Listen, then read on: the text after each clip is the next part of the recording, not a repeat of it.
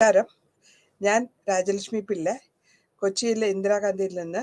ഇന്ന് നമ്മൾ Chinese ഹിസ്റ്ററിൻ്റെ last 2 ചാപ്റ്ററാണ് പരാമർശിക്കുന്നത്. ഈ 15ാമത്തെ ചാപ്റ്ററും 16ഉം. ഇതിൽ എന്തുകൊണ്ടാണ് കുമിന്താം പാർട്ടി ഫെയിലിയർ ആയത്, അല്ലെങ്കിൽ അവർ കമ്മ്യൂണിസ്റ്റ് പാർട്ടിക്ക് ജയിക്കാൻ കാരണം.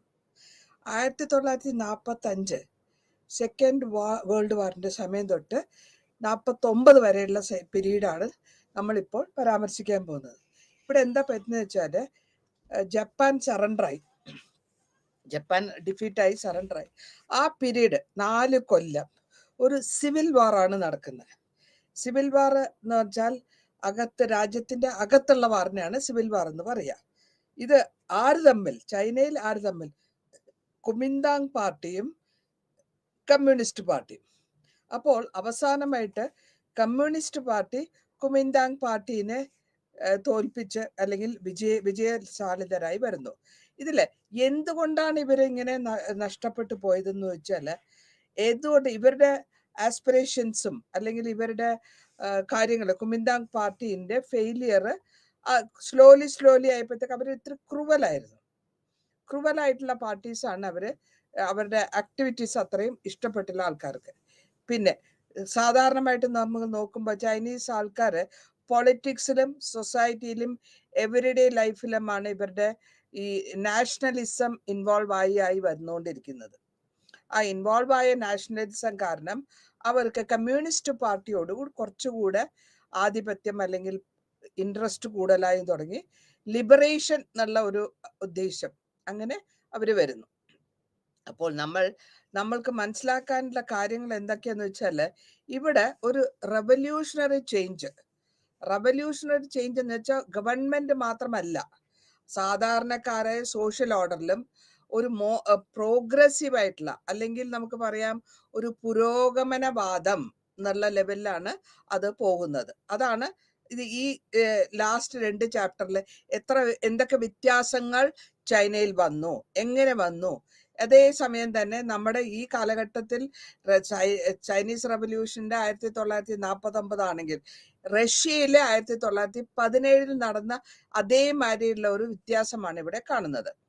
ചൈനീസ് ഗവൺമെന്റ്, ചൈനീസിന്റെ കമ്മ്യൂണിസ്റ്റ് ഗവൺമെന്റിന്റെ മൂവ്മെന്റ് കാരണം, അവരുടെ വിജയത്തിനുള്ള കാരണം കംപ്ലീറ്റ് ആയിട്ടുള്ള ഒരു നാഷണൽ മൂവ്മെന്റ്, സ്വന്തം രാജ്യം എന്നുള്ള മൂവ്മെന്റ് ഉണ്ട്.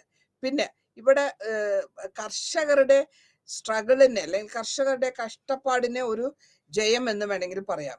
പിന്നെ എല്ലാ യൂണിറ്റും കൂടെ ഒന്നായിട്ട് ഒരു ആംഡ് ഫോഴ്സസ് ആയിട്ട് വന്നിട്ട് അവര് ഫൈറ്റ് ചെയ്തു എന്നുള്ളതും പറയാം. കാരണം എന്ന് വേണമെങ്കിൽ പറയാം. ഇതിനെ നമ്മൾ അതുകൊണ്ടാണ് ഈ അവിടത്തെ ആൾക്കാർ അല്ലെങ്കിൽ ചൈനീസ് ആൾക്കാർ ആ വാറിനെ അല്ലെങ്കിൽ ആ സിവിൽ വാറിനെ ഡെമോക്രാറ്റിക് റവല്യൂഷൻ എന്ന് പറയപ്പെടുന്നു. കൂടാതെ അതിനെ സോഷ്യലിസം എന്നും പറയാം. ഈ സോഷ്യലിസം, കമ്മ്യൂണിസ്റ്റ് ആൾക്കാർ സോഷ്യലിസത്തിനോട് ചായ്വുള്ളവരാണ്. അതായത് മാവോ സേതുങ് ചെയർമാനാണ്, കമ്മ്യൂണിസ്റ്റ് പാർട്ടി ചെയർമാനാണ്. അങ്ങേരുടെ ഐഡിയാസും അങ്ങേരുടെ പ്രശംസ എല്ലാം അതിലൊരു ഫോർമേഷൻ ഉണ്ട്. ഒരു ചെറിയൊരു യൂണിറ്റ് റെഡ് ആർമി എന്ന് പറയും. ഈ റെഡ് ആർമി യുണൈറ്റ് ചെയ്യുകയും അവരെ ഉണ്ടാക്കുകയും ആ റെഡ് ആർമിയിലുള്ള ആൾക്കാർക്ക് കൂടുതൽ ഇമ്പോർട്ടൻസ് വരികയും അങ്ങനെ സിംബോളിക്കായിട്ട് ഒക്ടോബർ 1-ാം തീയതി 1949 ഒരു വലിയൊരു ചേഞ്ചസ് ആയിട്ടാണ് ഈ ഗവൺമെന്റിന്റെ ചേഞ്ച് ഓവർ നമ്മൾ കാണുന്നത്. ഇവിടെ ഇതിന് ശേഷം ചൈനയില് ഈ യുദ്ധത്തിന് ശേഷം, ആഭ്യന്തര യുദ്ധത്തിന് ശേഷം ചേഞ്ചസ് വരുന്നുണ്ട് ചൈനയിൽ. ആ ചേഞ്ചസിൽ എന്താന്ന് വെച്ചാൽ, ഇവിടെ നമുക്ക് മനസ്സിലാക്കാൻ പറ്റുന്നത് ഡിഫീറ്റ് ആവുന്ന വേൾഡ് വാറിൽ, സെക്കൻഡ് വേൾഡ് വാറിൽ ഡിഫീറ്റ് ആവുന്ന 3 കൺട്രികളുണ്ട്: ഇറ്റലി, ജർമ്മനി, ജപ്പാൻ. ആരാണ് അവരെ തോൽപ്പിച്ചത്? Britain, France, USA. അപ്പൊ അങ്ങനെ ഒരു ഇമ്പീരിയലിസ്റ്റ് ആയിട്ടുള്ള അവരെ അടക്കി ഭരിക്കുകയും അവരെ തോൽപ്പിക്കുകയും ചെയ്തതോടുകൂടി ഇവരുടെ ഈ സോവിയറ്റ് വിക്ടറി പൊളിറ്റിക്കൽ ആയിട്ട് നമുക്ക് നോക്കുമ്പോൾ ഡെമോക്രസി ഈസ്റ്റേൺ യൂറോപ്പിൽ സ്ട്രോങ് നാഷണൽ മൂവ്മെന്റ്സ് ആണെന്ന് പറയാം. അപ്പോൾ ചൈന ഇതൊക്കെ കണ്ടുകൊണ്ടിരിക്കുന്നതാണ്. സോഷ്യലിസ്റ്റ് വ്യൂസും നാഷണൽ ലിബറേഷനും കൂടുതൽ സ്പ്രെഡ് ആവുന്ന സമയമാണിത്. ഈ സമയത്താണ് ഇന്റർനാഷണൽ ചേഞ്ചസും നമ്മുടെ രാജ്യത്ത് നടക്കുന്നത്. ഇതില് ഈ റെഡ് സോൺ ഉള്ളവര് അല്ലെങ്കിൽ ആന്റി ജാപ്പനീസ് സ്ട്രഗിൾ നടക്കുന്നവരും GMD ചെയ്തിട്ടുള്ള പോർഷൻസ് കുമിന്താൻ പാർട്ടിയാണത് കൺട്രോൾ ചെയ്തിട്ടുള്ള ഏരിയയിലൊക്കെ പിടിച്ചടക്കാൻ തുടങ്ങി. കമ്മ്യൂണിസ്റ്റ് ചൈനീസ് വേൾഡ് മുഴുവനും സ്പ്രെഡ് ആവുകയും അവരെ സപ്പോർട്ട് ചെയ്യാൻ ബാക്കിയുള്ള ആൾക്കാരും മുന്നിലേക്ക് വന്നു. എങ്ങനെയാ സപ്പോർട്ട് ചെയ്യുന്നത്? ഫൈനാൻഷ്യൽ സപ്പോർട്ട് കൊടുക്കും, മിലിറ്ററി എക്യുപ്മെന്റ് കൊടുക്കും, അഡ്മിനിസ്ട്രേഷൻ കൊടുക്കും, മീൻസ് ഓഫ് കമ്മ്യൂണിക്കേഷൻ കൊടുക്കും, പ്രിന്റ് മീഡിയ വഴിയും കോപ്പറേഷൻ, ഇതൊക്കെ ചൈനീസ് സൊസൈറ്റിക്ക് കിട്ടിക്കൊണ്ടിരുന്നു. അപ്പൊ അവർക്ക് കുറച്ചുകൂടെ സ്ട്രോങ് ആയിട്ട് അവരെ എസ്റ്റാബ്ലിഷ് ചെയ്യാൻ തുടങ്ങി. അങ്ങനെ ആ സമയത്ത് റഷ്യയില് ഉണ്ടായിരുന്ന മാതിരി തന്നെ ഡ്യുവൽ റെഡ്, രണ്ട് ഓർഗൻ പവറാണ് ഇവിടെ ഇമ്പോർട്ടൻ്റ് ആയിട്ട് വന്നത്. ഇതില് നമ്മൾ വളരെ കാര്യമായിട്ട് നോക്കാൻ ഉദ്ദേശിക്കുന്നത് കമ്മ്യൂണിസ്റ്റ് ഗവൺമെന്റിന്റെ ആധിപത്യമാണ്. ഓക്കെ, അപ്പൊ കമ്മ്യൂണിസ്റ്റ് ഗവൺമെന്റ് പോപ്പുലർ ആയി. അവര് ലിബറേഷൻ എന്ന് വെച്ചാൽ വിടുതല എന്ന് പറയും തമിഴില്. ഇവിടെ എന്ന് വെച്ചാൽ നമ്മൾ അവരെ ഫ്രീ ആക്കുക എന്നുള്ളതാണ്. ആ ചേഞ്ചസ് ഒക്കെയാണ് ഇതിന് പോപ്പുലാരിറ്റി ആവുന്നത്. അതേസമയം കുമിന്താങ് പാർട്ടിയുടെ അരാജകത്വം അല്ലെങ്കിൽ മോറൽ ഇല്ലാത്ത ഒരു ബിഹേവിയർ ഒക്കെയാണ് അവർക്ക് എഗെയിൻസ്റ്റ് ആയിട്ട് അല്ലെങ്കിൽ അവർക്ക് എതിരായിട്ട് സ്പ്രെഡ് ചെയ്യാൻ തുടങ്ങുന്നത്. അതായത് ടോപ്പ് ടു ബോട്ടം കറപ്ഷൻ ഉള്ള ഒരു ഗവൺമെന്റ് ആയിരുന്നു കുമിന്താങ് പാർട്ടി എന്നുള്ള ഒരു അഭിപ്രായം. അങ്ങനെ വന്നപ്പോൾ പതുക്കെ സെൻട്രൽ ഗവൺമെന്റ് വീക്കാകാൻ തുടങ്ങി. അതേമാതിരി തന്നെ കുമിന്താങ് പാർട്ടിയിലുള്ളവര് അല്ലെങ്കിൽ ആ പാർട്ടിയിൽ ഗ്രൂപ്പിലുള്ളവര് അവർക്ക് കറപ്ഷനും ടാക്സ് കളക്ഷനും ഇതൊക്കെ ആകുമ്പോഴത്തേക്കും ഒരു വാറിന്റെ ഒരു സാലറി മേടിക്കുന്ന ആൾക്കാർക്ക് ഭയങ്കര കഷ്ടമാണ്. ഇൻഫ്ലേഷനാണ് വരുന്നത്, എക്കണോമിക് ക്രൈസിസാണ് വരുന്നത്. അപ്പൊ അങ്ങനെ വരുമ്പോൾ ഇതിനെ ലീഡർഷിപ്പ് ചേഞ്ചസിലും ഒക്കെ കാണാൻ പറ്റും. ഇവിടെ റെഡ് ഏരിയാസിലും അല്ലെങ്കിൽ ഈ കമ്മ്യൂണിസ്റ്റ് സക്സസ്ഫുൾ ആയിട്ടുള്ള നാഷണൽ ലിബറേഷൻസ് അവര് ട്രാൻസ്ഫോം ചെയ്തു വരുന്നത് ഇന്റേണൽ ആയിട്ടുള്ള കോൺട്രഡിക്ഷൻസ് ആണ്. ചൈനയിലെ ഇന്റേണൽ ആയിട്ടുള്ള കോൺട്രഡിക്ഷൻസിന് അവര് മാറ്റി കൊണ്ടുവരും. ഇവിടെ ചൈനയിലെ ഈ കോൺട്രഡിക്ഷൻസ് എന്താന്ന് വെച്ചാല് ചൈനീസിന്റെ സോഷ്യൽ പൊളിറ്റിക്കൽ ലൈഫ് മെയിൻ ഫാക്ടറാണ്. ആ മെയിൻ ഫാക്ടറിനെ ഡോമിനേറ്റ് ചെയ്യുന്ന ഡൊമസ്റ്റിക് സിറ്റുവേഷനിലാണ് ഈ ചേഞ്ചസ് കൊണ്ടുവരുന്നത്. അപ്പോൾ ഈ സിവിൽ വാർ പ്രോഗ്രസ് ആയി വന്നതോടുകൂടി അവർക്ക് കുറച്ചുകൂടെ ധൈര്യം കിട്ടുകയും അതിൽ കൂടി അവരുടെ ഗ്രൂപ്പിനെ സ്ഥാപിച്ചെടുത്തിട്ട് കമ്മ്യൂണിസം എന്നുള്ളതിന്റെ ആ ഒരു ഇതാണ് കൊണ്ടുവരുന്നത്. ഈ സിവിൽ വാറിന്റെ ബ്രേക്കിംഗ് ടൈമിൽ അല്ലെങ്കിൽ തുടങ്ങുന്ന കാലത്തിൽ എന്തൊക്കെയായിരുന്നു അവര് പറഞ്ഞിരുന്നതെന്ന് വെച്ചാല് ഈ ജാപ്പനീസ് സറണ്ടർ ചെയ്യണം, ആയുധങ്ങളായിട്ടും അവരുടെ ആൾക്കാരായിട്ടും പ്രോപ്പർട്ടി ആയിട്ടും മിലിറ്ററി ആയിട്ടും അവര് ചൈനീസിനോട് ജാപ്പനീസ് ഗവൺമെന്റിന്റെ സറണ്ടർ ചെയ്യണം എന്നുള്ളതായിരുന്നു ആദ്യത്തെ ഡിമാൻഡ്. അതിനുശേഷം അവിടെയുള്ള എല്ലാ യൂണിറ്റുകളും കമ്മ്യൂണിസ്റ്റ് യൂണിറ്റുകളും അവർക്ക് വേണ്ട വിധത്തിൽ ജാപ്പനീസിന്റെ ടേക്ക് ഓവർ ചെയ്യണം, ആർമിയൊക്കെ അവർ ടേക്ക് ഓവർ ചെയ്യുന്നു. അപ്പൊ ഇങ്ങനെ നമ്മൾ മാവോ സേതുങ് എന്താ ചെയ്യുന്ന വെച്ചാൽ ഇമ്മീഡിയറ്റ് ആയിട്ട് ഒരു റെഡ് ആർമി യൂണിറ്റിനെ ഇന്നർ മംഗോളിയക്ക് അകത്ത് അല്ലെങ്കിൽ ചൈനയുടെ അകത്തേക്ക് കൊണ്ടുപോവുകയാണ്. എല്ലാ എഫേർട്ടും എനിമി ട്രൂപ്പിനെയും പ്രിപ്പയർഡ് ആയിട്ട് കൊണ്ടുപോയിട്ട് അവരെ സറണ്ടർ ചെയ്യിപ്പിക്കുന്നു. ഇങ്ങനെ വന്നപ്പോൾ എനിമീസ് ഈ ഗവൺമെന്റ്, അതായത് ഈ ഗവൺമെന്റ് എന്ന് പറഞ്ഞാൽ കുമിന്താങ് ഗവൺമെന്റ് കമ്മ്യൂണിസ്റ്റിന് എന്താ പറഞ്ഞതെന്ന് വെച്ചാൽ ആൾക്കാരുടെ ജനങ്ങളുടെ ശത്രുക്കളാണ്, എനിമീസ് ഓഫ് ദ പീപ്പിൾ, ജനങ്ങളുടെ ശത്രുക്കളാണ് കമ്മ്യൂണിസ്റ്റ് എന്ന് ഒരു കിംവദന്തി പരത്തുകയും ചെയ്യുന്നു. ഇതിന് കൂടെ ഇവര് ആയിരക്കണക്കിനും മില്യൺ കണക്കിന് ആൾക്കാർ അങ്ങോട്ടും ഇങ്ങോട്ടും മാറ്റുകയാണ്. സോ അമേരിക്കൻസിന്റെയും മീഡിയേഷനും രണ്ട് ഫോഴ്സസ് ചൈന സിവിൽ വാറിന്റെ എഗെയിൻസ്റ്റ് ആയിട്ടും ജോർജ് മാർഷൽ, പ്രസിഡന്റ് ട്രൂമാൻ ഒരു സന്ധി സംഭാഷണത്തിലുള്ള ഒരു ശ്രമം നടക്കുന്നു. ഈ സന്ധി സംഭാഷണത്തിലുള്ള ശ്രമത്തില് അവര് താല്പര്യപ്പെടുന്നില്ല. കമ്മ്യൂണിസ്റ്റ് ഒട്ടും താല്പര്യപ്പെടുന്നില്ല. 1946 എന്തായാലും ഒരു നെഗോഷിയേഷൻ അല്ലെങ്കിൽ ഒരു സന്ധിയിൽ കൂടെ വലിയ വാറായിട്ടുള്ളതിനെ ഒന്ന് വലുതാക്കി കൊണ്ടുവരികയാണ് അവർ ചെയ്യുന്നത്. ഈ കാലഘട്ടത്തിൽ ബാക്കിയുള്ള ലിബറേറ്റഡ് സോൺ, ലിബറേറ്റഡ് എന്ന് വെച്ചാൽ ഫ്രീ ആയിട്ടുള്ള സോൺ എന്നർത്ഥം, അവരുടെ ഉള്ള ലീഡേഴ്സിന്റെ മൂവ്മെന്റ് ഈ വഞ്ചകർക്ക് എഗെയിൻസ്റ്റ് ആയിട്ട് പോയിക്കൊണ്ടിരിക്കുക എന്നുള്ളതാണ്. ഓക്കെ, അപ്പൊ ഇങ്ങനെ വന്നിട്ട് ഈ നമ്മൾ മെയ് മാസം 1946 ഒരു സ്ലോഗൻ ഉണ്ടായിരുന്നു, നെൽകൃഷി അല്ലെങ്കിൽ നിലം ചെയ്യുന്ന ആൾക്ക് ടില്ലർ എന്ന് പറയും, അങ്ങനെ അതിനെ കൊണ്ട് പോപ്പുലറൈസ് ചെയ്യുകയും അതേമാതിരി ലാൻഡ് ലോഡ്സ് ഭയങ്കര ഹെവി ആയിട്ടുള്ള ടാക്സ് കൊടുക്കണം. അപ്പൊ അങ്ങനത്തെ കാര്യങ്ങളൊക്കെയാണ് ഇവരുടെ ഫെയിലിയർ ആകാനുള്ള കാരണങ്ങൾ. ഇതിന് ആ പ്രിപ്പറേഷനും വാറിനുള്ള പ്രിപ്പറേഷനും അഗൈൻസ്റ്റ് ആയിട്ട് വന്നു. ഇനി ഈ ഓവർസീസിൽ പുറം രാജ്യങ്ങളിൽ ഉള്ള ഈ കുമിന്താങ് പാർട്ടിയും അവരുടെ ഡിഫീറ്റും കാരണം അനദർ റീസൺ ആണ് ഇത് കുമിന്താങ് പാർട്ടി ഡിഫീറ്റ് ആയി പോകാൻ അല്ലെങ്കിൽ തോൽവി ഫേസ് ചെയ്യാനുള്ള കാരണം വേറൊരു റീസൺ അതാണ്. ഇവിടെ കമ്മ്യൂണിസ്റ്റ് പാർട്ടി സെൻട്രൽ പ്ലെയിൻ, അതായത് ലോവർ യാങ്സ് റീജിയൻ നിന്ന് അകത്തോട്ട് തള്ളി മാറ്റുകയും അവിടെ അവർക്ക് നിക്കാക്കാലില്ലാത്തൊരു ലെവൽ വരികയും ചെയ്യുന്നു. അപ്പൊ ഇവിടെ ഡിസ്എൻഗേജ് ചെയ്യുകയാണ്, ഫോഴ്സസിനെയൊക്കെ ഡിസ്എൻഗേജ് ചെയ്യുന്നു. അങ്ങനെ മാറ്റി മാറ്റി പല സ്ഥലങ്ങളിലേക്ക് ഡിഫൻസ് ലെവലിലേക്ക് പോയിക്കൊണ്ടിരിക്കുന്നു. ഇനി ഇതിന് കൂടാണ്ട് ഈ കുമിന്താങ് പാർട്ടിയുടെ ഒരു പഴയ പ്രതാപം തിരിച്ചെടുക്കാൻ അവർ ശ്രമിച്ചിട്ടും പറ്റാത്തൊരു സിറ്റുവേഷൻ അവർക്ക് വരുന്നു. അപ്പൊ ഈ കമ്മ്യൂണിസ്റ്റ് ഗവൺമെന്റ് ഒരു കൂടുതലായിട്ടും എത്രത്തോളം കുമിന്താങ് പാർട്ടീനെ വീക്കാക്കാൻ പറ്റുമോ അത്രത്തോളം വീക്കാക്കി കൊണ്ടുവരികയാണ്. ഇനി 1947 People's Liberation Army under Lin Piao കമന്റിൽ പുറത്തേക്ക് കൊണ്ടുവരുന്നു. പുതിയതായിട്ട് ഒരു സിറ്റി ബൗണ്ടിൽ, സിറ്റിക്കകത്തുള്ള ഒരു ഫോഴ്സ് ആയിട്ട് കൊണ്ടുവരികയും അതില് മഞ്ചൂരിയ ഉണ്ടായിരുന്നു. അതേമാതിരി തന്നെ ഈ സിറ്റി കമ്മിറ്റിയിൽ നാഷണലിസ്റ്റ് ആയിട്ടുള്ള ഗവൺമെന്റ് കൊണ്ടിരിക്കുന്നു.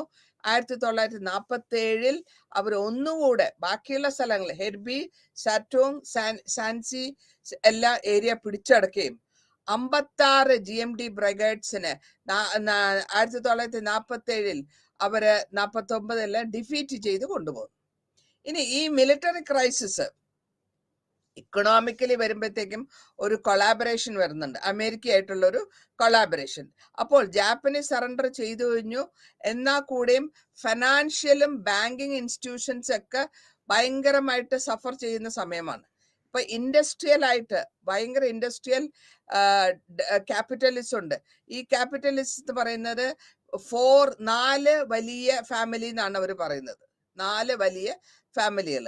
അപ്പൊ ഈ 4 വലിയ ഫാമിലികളിൽ ഈ വലിയ ഇൻഡിപെൻഡന്റ് ആയിട്ടുള്ള എക്കോണമി അല്ലെങ്കിൽ അമേരിക്കന്റെ സഹായത്തോടു കൂടി ഫൈറ്റ് ചെയ്യുക എന്നുള്ളതായിരുന്നു ഇവരുടെ ഉദ്ദേശം. ഇതിന് ശേഷം നമ്മൾക്ക് കാണാൻ പറ്റും സിവിൽ വാർ ടൈമില് ചൈനയും അമേരിക്കൻ ട്രീറ്റി സൈൻ ചെയ്യുന്നു. അതില് കോമേഴ്സ്, നാവിഗേഷൻ ഒക്കെ ഓപ്പൺ ചെയ്തു കൊടുക്കുകയാണ് അമേരിക്കയ്ക്ക് കൊണ്ടുവരാനുള്ള പോകാനുള്ള ഒരു സിഗ്നേച്ചറോടുകൂടി അവർക്ക് ഓപ്പൺ ആയി. അപ്പൊ അങ്ങനെ വന്നപ്പോൾ USA ഇൻവോൾവ്മെന്റും ചൈനീസിന്റെ ഫോറിൻ കോമേഴ്സിൽ ഇടപെടാൻ തുടങ്ങി. മാനേജ്മെന്റ് ട്രെയിനിങ് കൊടുക്കുന്നുണ്ട് പേഴ്സണലായിട്ട്. അത് അമേരിക്കയുടെ കൺട്രോളിലുള്ള മാനേജ്മെന്റ് ട്രെയിനിങ്. അമേരിക്ക ചൈനയിലെ ഫാക്ടറികളും ഒക്കെ സ്റ്റാർട്ട് ചെയ്തു. അങ്ങനെ അവരുടെ കൺട്രോള്, ടാക്സ് ഇവേഡ് ചെയ്യാനും അതേമാതിരി കംപ്ലീറ്റ് കൺട്രോൾ അവരുടെ കയ്യിൽ കൊണ്ടുവരാണ്. ചൈനീസ് എക്കോണമി അമേരിക്കൻ ക്യാപിറ്റലിൽ കൂടെ നടക്കുന്നു എന്നുള്ള ലെവലിലാണ് ഇവിടെ വരുന്നത്. ഇനി ഈ സിവിൽ വാറിൽ നടന്ന ചൈനീസിന്റെ കമ്മ്യൂണിസ്റ്റ് ഗവൺമെന്റിന്റെ ഈ സെക്ഷൻ ഞാൻ നേരത്തെ പറഞ്ഞ മാതിരി കമേഴ്സ്യൽ ഇൻഡസ്ട്രി ഇതൊക്കെ വരുമ്പോഴത്തേക്ക് അവർക്ക് കൊളാബറേറ്റ് ചെയ്ത് വരുമ്പോഴത്തേക്കും വലിയ വിധത്തിലുള്ള ഒരു ഫേവറിറ്റിസം കമ്മ്യൂണിസ്റ്റിന് കിട്ടുന്നുണ്ട്. അപ്പൊ ഈ ഫേവറിറ്റിസം കൊണ്ട് അവരുടെ സാക്രിഫൈസ് അല്ലെങ്കിൽ അവർക്ക് എത്രത്തോളം പെട്ടെന്ന് ജാപ്പനീസിനെ കൺട്രിയിൽ നിന്ന് മാറ്റാൻ പറ്റും എന്നുള്ളതായിരുന്നു അവരുടെ ഒരു ഉദ്ദേശം. അങ്ങനെ ഈ കമ്മ്യൂണിസ്റ്റ് ഗവൺമെന്റിന്റെ ഇന്റർനാഷണൽ ഓർഗനൈസേഷൻസ് തുടങ്ങുകയാണ് 1946 സെപ്റ്റംബറിൽ. അപ്പൊ അതിൽ ആ മീറ്റിംഗില് സ്ലോഗൻ എന്താന്ന് വെച്ചാൽ ലീവ് ചൈന എന്നാണ്. ചൈന വിട്ടുപോകും. നമ്മൾ ഇന്ത്യയിൽ ഉണ്ടായിരുന്നല്ലോ ക്വിറ്റ് ഇന്ത്യ എന്ന്, അതേമാതിരി ലീവ് ചൈന എന്നുള്ള ഒരു സ്ലോഗനാണ് കൂടുതലാവും. ഈ കൂടുതലാകുമ്പോഴത്തേക്ക് ഇതിന് വലിയ തരത്തിലുള്ള സപ്പോർട്ട് കിട്ടുന്നുണ്ട്. മാസ് സപ്പോർട്ട് ഉണ്ട്, ഡിക്ലറേഷൻസ് ഉണ്ട്. ഇതൊക്കെ ആർമിയുടെ എല്ലാ യൂണിറ്റും വിഡ്രോ ചെയ്യണം. ചൈനയിൽ നിന്ന് ആർമി അമേരിക്കൻ ട്രൂപ്പ് വിഡ്രോ ചെയ്യണം. ഇങ്ങനത്തെ ഒരു സ്റ്റേക്ക് ഹോൾ മൊണോപ്പൊളി എന്നൊക്കെ മാറ്റുക എന്നുള്ളതാണ് അവരുടെ ഉദ്ദേശം. അപ്പൊ അങ്ങനെ പതുക്കെ അവര് കൺട്രോൾ ചെയ്യാൻ തുടങ്ങി. ചൈനീസ് അമേരിക്കന്റെ കൺട്രോളിലേക്ക് കൊണ്ടുവരുന്നു. ഇതില് ഈ സമകാലഘട്ടങ്ങളിൽ ഒരു പെക്കിംഗ് യൂണിവേഴ്സിറ്റിയില് ഒരു ചൈനീസ് ഗേളിനെ റേപ്പ് ചെയ്യുകയും റേപ്പ് ചെയ്തത് അമേരിക്കൻ സോൾജർ ആണ്. അപ്പൊ ഈ കാരണം പറഞ്ഞുകൊണ്ട് അത് വൈൽഡ് സ്പ്രെഡായി, ഭയങ്കരമായിട്ട് അത് സ്പ്രെഡായി. അതായത് വിദ്വേഷം, അമേരിക്കൻ സോൾജിയേഴ്സിനോടുള്ള വിദ്വേഷം കൂടുതലാകുന്നു. 5 ലക്ഷത്തോളം സ്റ്റുഡൻസും യൂണിവേഴ്സിറ്റി പിള്ളേരും സ്കൂൾ സ്റ്റുഡൻസും എല്ലാം സ്ട്രൈക്കെല്ലാം ഇറങ്ങി ഡെമോൺസ്ട്രേഷൻസ് കൊണ്ടുവരുന്നു. അതായത് അമർഷം, ചൈനയോട് അമർഷം വരികയാണ്. പിന്നെ 1947 മെയ്യില് ഒരു ന്യൂ മേ 4th മൂവ്മെന്റ് എന്ന് പറഞ്ഞിട്ട് ഒന്ന് കൊണ്ടുവരുന്നു. ഇതില് ഈ ന്യൂ മേ മൂവ്മെന്റിൽ വെച്ച റിപ്രഷനാണ്. ആയിരക്കണക്കിന് ആൾക്കാരെ അവർ പിടിച്ച് അറസ്റ്റ് ചെയ്യുന്നവരെയും അവര് അറസ്റ്റ് ചെയ്ത് അവരൊക്കെ പാട്രിയോട്ടിക് ഫീലിംഗ് ഉള്ളവരെയാണ് അറസ്റ്റ് ചെയ്ത് കൊണ്ടുപോകുന്നത്. ഈ മൂവ്മെന്റിനെ പ്രൊട്ടക്ഷൻ അല്ലെങ്കിൽ 1947 ഒരു protection movement, civil rights protection ചെയ്യാന്നുള്ള ഒരു മൂവ്മെന്റ് ഡെവലപ്പ് ആവും. പിന്നെ ഈ ആക്ടിവിറ്റി എല്ലാം ഇത് മാത്രമല്ല, സ്റ്റുഡൻസ് മാത്രമല്ല, ഈ ആക്ടിവിറ്റികളൊക്കെ സാധാരണക്കാരായ വർക്കേഴ്സും പിക്കപ്പ് ചെയ്യാണ്. അപ്പൊ സ്പ്രെഡ് ആവുന്നു എന്നർത്ഥം. 47 എല്ലാ സ്ഥലത്തും കലഹങ്ങളും സ്ട്രൈക്ക്, ഷാൻഹായിലൊക്കെ പുറപ്പെട്ടു. ലിവിങ് സ്ട്രൈക്ക്, റൈസ് എന്ന് വെച്ചാൽ അരി റോയിറ്റ്സ് എന്ന് പറയും. അതിനെ അവര് ലോങ്ങർ ഹാൻറ്റിസി റിവറില് ആ ഏരിയയില് അങ്ങനെ ഒരു സിറ്റീസിൽ കൊണ്ടുവന്നു. അരിയായിട്ടുള്ള അരി സംബന്ധമായ ഹങ്കർ, കാരണം ഇവിടെ പ്രൈസ് കൂടി. ഷാൻഹായില് എല്ലാ സാധനങ്ങളുടെയും വില കൂടിയപ്പോൾ റൈസ് പ്രൊട്ടക്ഷൻ അല്ലെങ്കിൽ റൈസ് ഹങ്കർ സ്ട്രൈക്ക്, അതായത് നിരാഹാര സത്യാഗ്രഹം എന്നുള്ള ലെവലില്. അപ്പൊ അതിന്റെ പേരാണ് റൈസ് റോയിറ്റ്സ് എന്ന്. ഇങ്ങനെ ഓരോന്നായിട്ട് കർഷകരുടെ എഡ്യൂക്കേഷൻ ഉണ്ടാവുന്നു, റെഫ്യൂസൽ ഓഫ് ടാക്സ് കൊടുക്കാണ്ടാവുന്നു, ഡെമോൺസ്ട്രേഷൻസ് പല വിധത്തിൽ കൊണ്ടുവരുന്നു, അറ്റാക്ക് എടുക്കുന്നു, റെന്റ് കളക്ടേഴ്സ് അറ്റാക്ക് എടുക്കുന്നു. തായ്വാനും ഒരു റെസിസ്റ്റൻസിന് വലിയായിട്ട് വരുന്നുണ്ട്. ഈ ഗവൺമെന്റിന്റെ ബ്രൂട്ടൽ ഫോഴ്സിനെ ഒരു കവി വിൻഹു എന്ന് പറഞ്ഞ ഒരു കവി സ്ട്രഗിളില് പറയും. അതിനെപ്പറ്റി അത് അങ്ങേരെ കൊല ചെയ്യുമ്പോൾ 1947 ഈ സ്ട്രൈക്ക്, ഡെമോൺസ്ട്രേഷൻ, പെറ്റീഷൻസ് എല്ലാം കൂടുതലായിട്ട് വന്നുകൊണ്ടിരുന്നതിനെല്ലാം ഗവൺമെന്റ് ബാൻ ചെയ്തു. കാരണം പീസ്ഫുൾ ആയിട്ടുള്ള പ്രൊട്ടസ്റ്റ് വേണം എന്നുള്ള ഒരു ഉദ്ദേശത്തിലാണ് അവർ ചെയ്തത്. ഇതിനുശേഷം നമ്മൾ കാണുന്നത് എന്താ വെച്ചാല് ലിബറേറ്റഡ് ആയിട്ടുള്ള സോൺസിൽ നിന്ന് വരുന്ന റിപ്രഷൻ. ഗവൺമെന്റ്, കമ്മ്യൂണിസ്റ്റ് ഗവൺമെന്റിന് ഏറ്റവും കൂടുതൽ സപ്പോർട്ട് ചെയ്യുന്നത് കർഷകരാണ്. ഈ കർഷകരുടെ അഗ്രേറിയൻ റിഫോം ലോ, അതായത് അഗ്രേറിയൻ എന്ന് വെച്ചാൽ റിലേറ്റഡ് വിത്ത് അഗ്രികൾച്ചർ എന്നർത്ഥം. ആ റീഫോം എന്ന് വെച്ചാൽ പുതുക്കുക എന്നുള്ള. ലോ എന്ന് പറയുമ്പോൾ അതിന്റെ അർത്ഥം എന്താ വെച്ചാല് നിയമം. ഏറ്റവും ലാൻഡ് ലോർഡിന്റെ ലാൻഡിനെ അല്ലെങ്കിൽ ലാൻഡ് ലോർഡ് ഭൂസ്വത്തിനെ കോൺഫിസ്കേറ്റ് എടുക്കുക അല്ലെങ്കിൽ പിടിച്ചെടുക്കുക, എന്നിട്ട് അതിനെ അലോട്ട് ചെയ്യുക. അതായത് കൂടുതലായിട്ട് ലാൻഡിങ്ങിനെ കൂടുതൽ ജന്മികളുടെ ലാൻഡൊക്കെ എടുക്കുകയും അപ്പൊ അതിൽ അവർക്ക് കൂടുതൽ പറഞ്ഞിട്ടുള്ളതിൽ കാടിൽ കൂടുതൽ അവർ വെച്ചിട്ടുണ്ടെങ്കിൽ അത് അവര് ഗവൺമെന്റ് പിടിച്ചെടുക്കും. അപ്പൊ ഇതിലെന്താ നമുക്ക് മനസ്സിലാക്കാൻ പറ്റുമെന്ന് വെച്ചാൽ ഒരു വ്യത്യാസം കാണുന്നതാണ്. ലാൻഡ് ലോർഡ് വലിയ ജന്മി വേണ്ട, റിച്ച് ആയിട്ടുള്ള കർഷകർ വേണ്ട, big landlord, small landlords എന്നുള്ള ഈ കാറ്റഗറി ഡിഫറൻസിയേഷൻ വന്നിട്ട് അവിടെയാണ് ഇവിടെ എന്തിനെ ബേസ് ചെയ്താന്ന് വെച്ചാൽ ലാൻഡ് ടു ദ ടില്ലർ, അവന്റെ നിലം അവന്റെ കർഷകന്, ദലം കർഷകന് എന്നുള്ള ഉദ്ദേശം. ഇതില് ഏറ്റവും കൂടുതൽ കർഷകരും മിഡിൽ ക്ലാസ് ആയിട്ടുള്ള കർഷകരുമാണ് ഈ ചേഞ്ചസിന്റെ അല്ലെങ്കിൽ കാർഷിക വിപ്ലവത്തിന്റെ മെയിൻ ആയിട്ടുള്ള ബാക്ക് ബോൺ. അപ്പൊ അത് നമ്മൾ മനസ്സിലാക്കേണ്ട കാര്യമാണ്. കാരണം കൃഷി ഇല്ലാണ്ട് മനുഷ്യർക്ക് ജീവിക്കാൻ പറ്റില്ല, അവർക്ക് ആഹാരം കിട്ടാൻ പറ്റില്ല. അപ്പൊ അത് ഒരു കാർഷിക വിപ്ലവത്തിന്റെ സക്സസ് ആണ്. ഈ മൂവ്മെന്റിൽ അവർ കൊണ്ടുവന്നത് ചേഞ്ചസ് എന്താ വെച്ചാൽ കോപ്പറേഷൻ മൂവ്മെന്റ്. കോപ്പറേഷൻ എന്ന് വെച്ചാൽ ഒരുമിച്ച് കർഷകന്മാര് വിതയ്ക്കുക, എന്താ ആ തിയറിയില്, അതായത് ഒരുമിച്ചിട്ടുള്ള കൾട്ടിവേഷൻ എന്ന് പറയാം, ഒരുമിച്ചിട്ടുള്ള കൾട്ടിവേഷൻ. ഇനി ഇവരെന്തൊക്കെയാണ് വിക്ടറി, കമ്മ്യൂണിസ്റ്റ് വിക്ടറി എന്തൊക്കെയാന്ന് വെച്ചാൽ അവര് ജയിച്ചു വരുമ്പോഴത്തേക്ക് അവരുടെ ഈസ്റ്റ് ചൈന ഒക്കെ പിടിച്ചെടുത്തു 1916 സെപ്റ്റംബർ 16, 48. എന്നിട്ട് അതിനെ കുമിന്താങ് പാർട്ടിയിൽ നിന്ന് ലിബറേറ്റ് ചെയ്യുന്നു. അതിനുശേഷം നോർത്ത് ഈസ്റ്റ് ചൈന പിടിച്ചെടുക്കുന്നു, ലിബറോൺ ഷിനാങ് എടുക്കുന്നു. പിന്നെ ജാനുവരി 48 നവംബറിലും ജനുവരി 10, 49 ബാക്കിയുള്ള ഏരിയ ഹുമായ് റിവർ ആ ഭാഗമൊക്കെ പിടിച്ചെടുക്കുന്നു. അപ്പൊ ഈ കമ്മ്യൂണിസ്റ്റ് ഗവൺമെന്റ് ഇങ്ങനെ പിടിച്ച് ലിബറേറ്റ് ചെയ്ത് അല്ലെങ്കിൽ അവരുടെ കൺട്രോളിൽ നിന്ന് എടുത്തു വരുമ്പോഴത്തേക്കും അവർക്കാണ് കൂടുതലായിട്ട് ആധിപത്യം വരുന്നത്. പിന്നെ കമ്മ്യൂണിസ്റ്റ് പുതിയ ഒരു ക്യാമ്പയിൻ തുടങ്ങി 1949. എൻറ്റയർ കൺട്രി, എല്ലാ ഭാഗവും 3 ദിവസത്തിനുള്ളിൽ പിടിച്ചെടുക്കുക എന്നുള്ളതായിരുന്നു അവരുടെ ഐഡിയ. അങ്ങനെ വന്നിട്ട് അവര് എന്താ ചെയ്യുക, എല്ലാ പ്രോവിൻസിലെയും ഇവര് പഴയ ജന്മികളെയും അവർക്കൊക്കെ അവരുടെ സ്ഥലങ്ങളൊക്കെ പിടിച്ചെടുത്ത് ഒരു സ്ട്രോങ് ആയിട്ടുള്ള ഒരു സെറ്റിൽമെന്റ് കൊണ്ടുവരുന്നു. ഇനി ഇതിൽ നമുക്ക് മനസ്സിലാക്കാൻ പറ്റുന്നത് ഈ ഫ്ലെക്സിബിൾ ആയിട്ടുള്ള അഗ്രേറിയൻ പോളിസികൾ കൊണ്ടുവന്നിട്ടുണ്ട്. അഗ്രേറിയൻ പോളിസികൾ വഴി അവര് കുറച്ചുകൂടെ റീകൺസ്ട്രക്ഷൻ പോസിബിൾ ആക്കുന്നു. അതായത് പുതിയതായിട്ടൊന്നും ഉണ്ടാക്കാൻ വളരെ എളുപ്പമായി. മാവോ സേതുങ് ഒരു പാംലെറ്റ് ഇറക്കുന്നുണ്ട്, പീപ്പിൾസ് ഡെമോക്രാറ്റിക് ഡിക്റ്റേറ്റർഷിപ്പ്, അതായത് ജനങ്ങളുടെ തരത്തിലുള്ള ആധിപത്യമുള്ള ഗവൺമെന്റ്, അതാണ് ഉദ്ദേശിക്കുന്നത്. അങ്ങനെ കൊണ്ടുവരികയും കോമൺ പ്രോഗ്രാം എന്ന് വെച്ചറിയുമ്പോഴത്തേക്കും എല്ലാ ചൈനീസിന്റെ ആൾക്കാർക്കും ആസ്പിറേഷൻസ് കിട്ടുന്ന വിധത്തിലുള്ള കോമൺ ആയിട്ടുള്ള ഒരു പോളിസികളാണ് കൊണ്ടുവരുന്നത്. ഇനി ഇതിന് ശേഷം പുതിയ ഒരു കെട്ടിപ്പടുത്തം ഉണ്ടാക്കുന്നത്. എന്തൊക്കെയാണ് ആ പുതിയ റെഷീമില് അവർ ഫേസ് ചെയ്ത പ്രോബ്ലംസ്, അതാണ് ഇപ്പൊ നമ്മൾ പറയാൻ പോകുന്നത്. ആ പുതിയ ഒരു കാലഘട്ടത്തിൽ ഇവിടെ നമുക്ക് കാണാൻ പറ്റുന്നത് എന്താന്ന് വെച്ചാല് കമ്മ്യൂണിസ്റ്റ് ചൈനയെ ബാക്കിയുള്ള കൺട്രികൾ അക്സെപ്റ്റ് ചെയ്തിട്ടില്ല. അപ്പൊ അതിനൊരു വ്യത്യാസം വരുന്നുണ്ട്.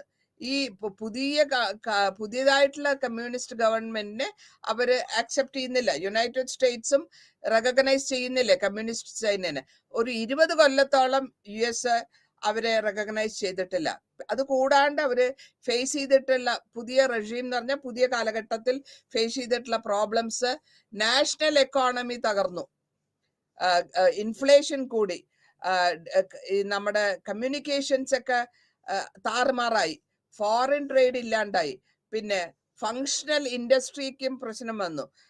അതുകൂടാണ്ട് ആ കാലഘട്ടത്തിൽ ഭക്ഷ്യക്ഷാമം, ഫെമൈൻ എന്ന് പറയും, ഭക്ഷ്യക്ഷാമം, ഇതൊക്കെ വന്നു. ഇത് കാരണം മോഡേൺ സ്റ്റീം ഫ്ലീറ്റ് ഇല്ല, അല്ലെങ്കിൽ കൺട്രികൾ ഇല്ല എന്നുള്ള ഈ കമ്മ്യൂണിക്കേഷൻസ് ഇല്ലാത്തത് കൊണ്ടാണ് അങ്ങനെ ഒരു വരവ് വന്നത്. ഈ പുതിയ കാലഘട്ടത്തിൽ അവരൊരു ഹിസ്റ്ററിയിൽ കൂടെ അവര് കൊണ്ടുവരാൻ ഉദ്ദേശിക്കുന്നത് കമ്മ്യൂണിസമാണ്. ഒരു പുതിയ സൊസൈറ്റിനെ കെട്ടിപ്പടുത്തെടുക്കുക, പഴയ ഏറ്റവും പാവപ്പെട്ടവന് അവന്റെ ഡിഗ്നിറ്റി മെയിൻറ്റെയിൻ ചെയ്യുക, ഇതൊക്കെയാണ് അവരുടെ ഉദ്ദേശം. ആ ഉദ്ദേശത്തോടുകൂടി ഈക്വൽ ട്രീറ്റ്മെന്റ് എല്ലാവർക്കും കിട്ടണം, സോൾജേഴ്സിനും എല്ലാവർക്കും കിട്ടണം. അതേമാതിരി ടൗൺസിലുള്ളവരെ സ്റ്റാർവ് ചെയ്യാൻ പാടില്ല. അല്ലെങ്കിൽ 1949 ഒരു ഫെമൈൻ വന്നു, ഞാൻ പറഞ്ഞു.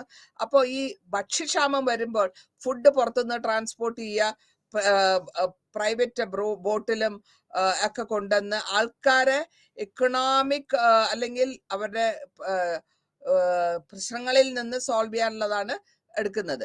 ഇനി ആർമിക്കൊന്നും വലിയ കാര്യമായിട്ട് ഫൈറ്റ് ഇല്ലെങ്കിൽ കൂടെയും അവര് സിറ്റികളൊക്കെ ഡെവലപ്പ് ചെയ്തെടുക്കാണ്. ഒരു പുതിയൊരു കറൻസി ഇൻട്രൊഡ്യൂസ് ചെയ്യുന്നു 1951.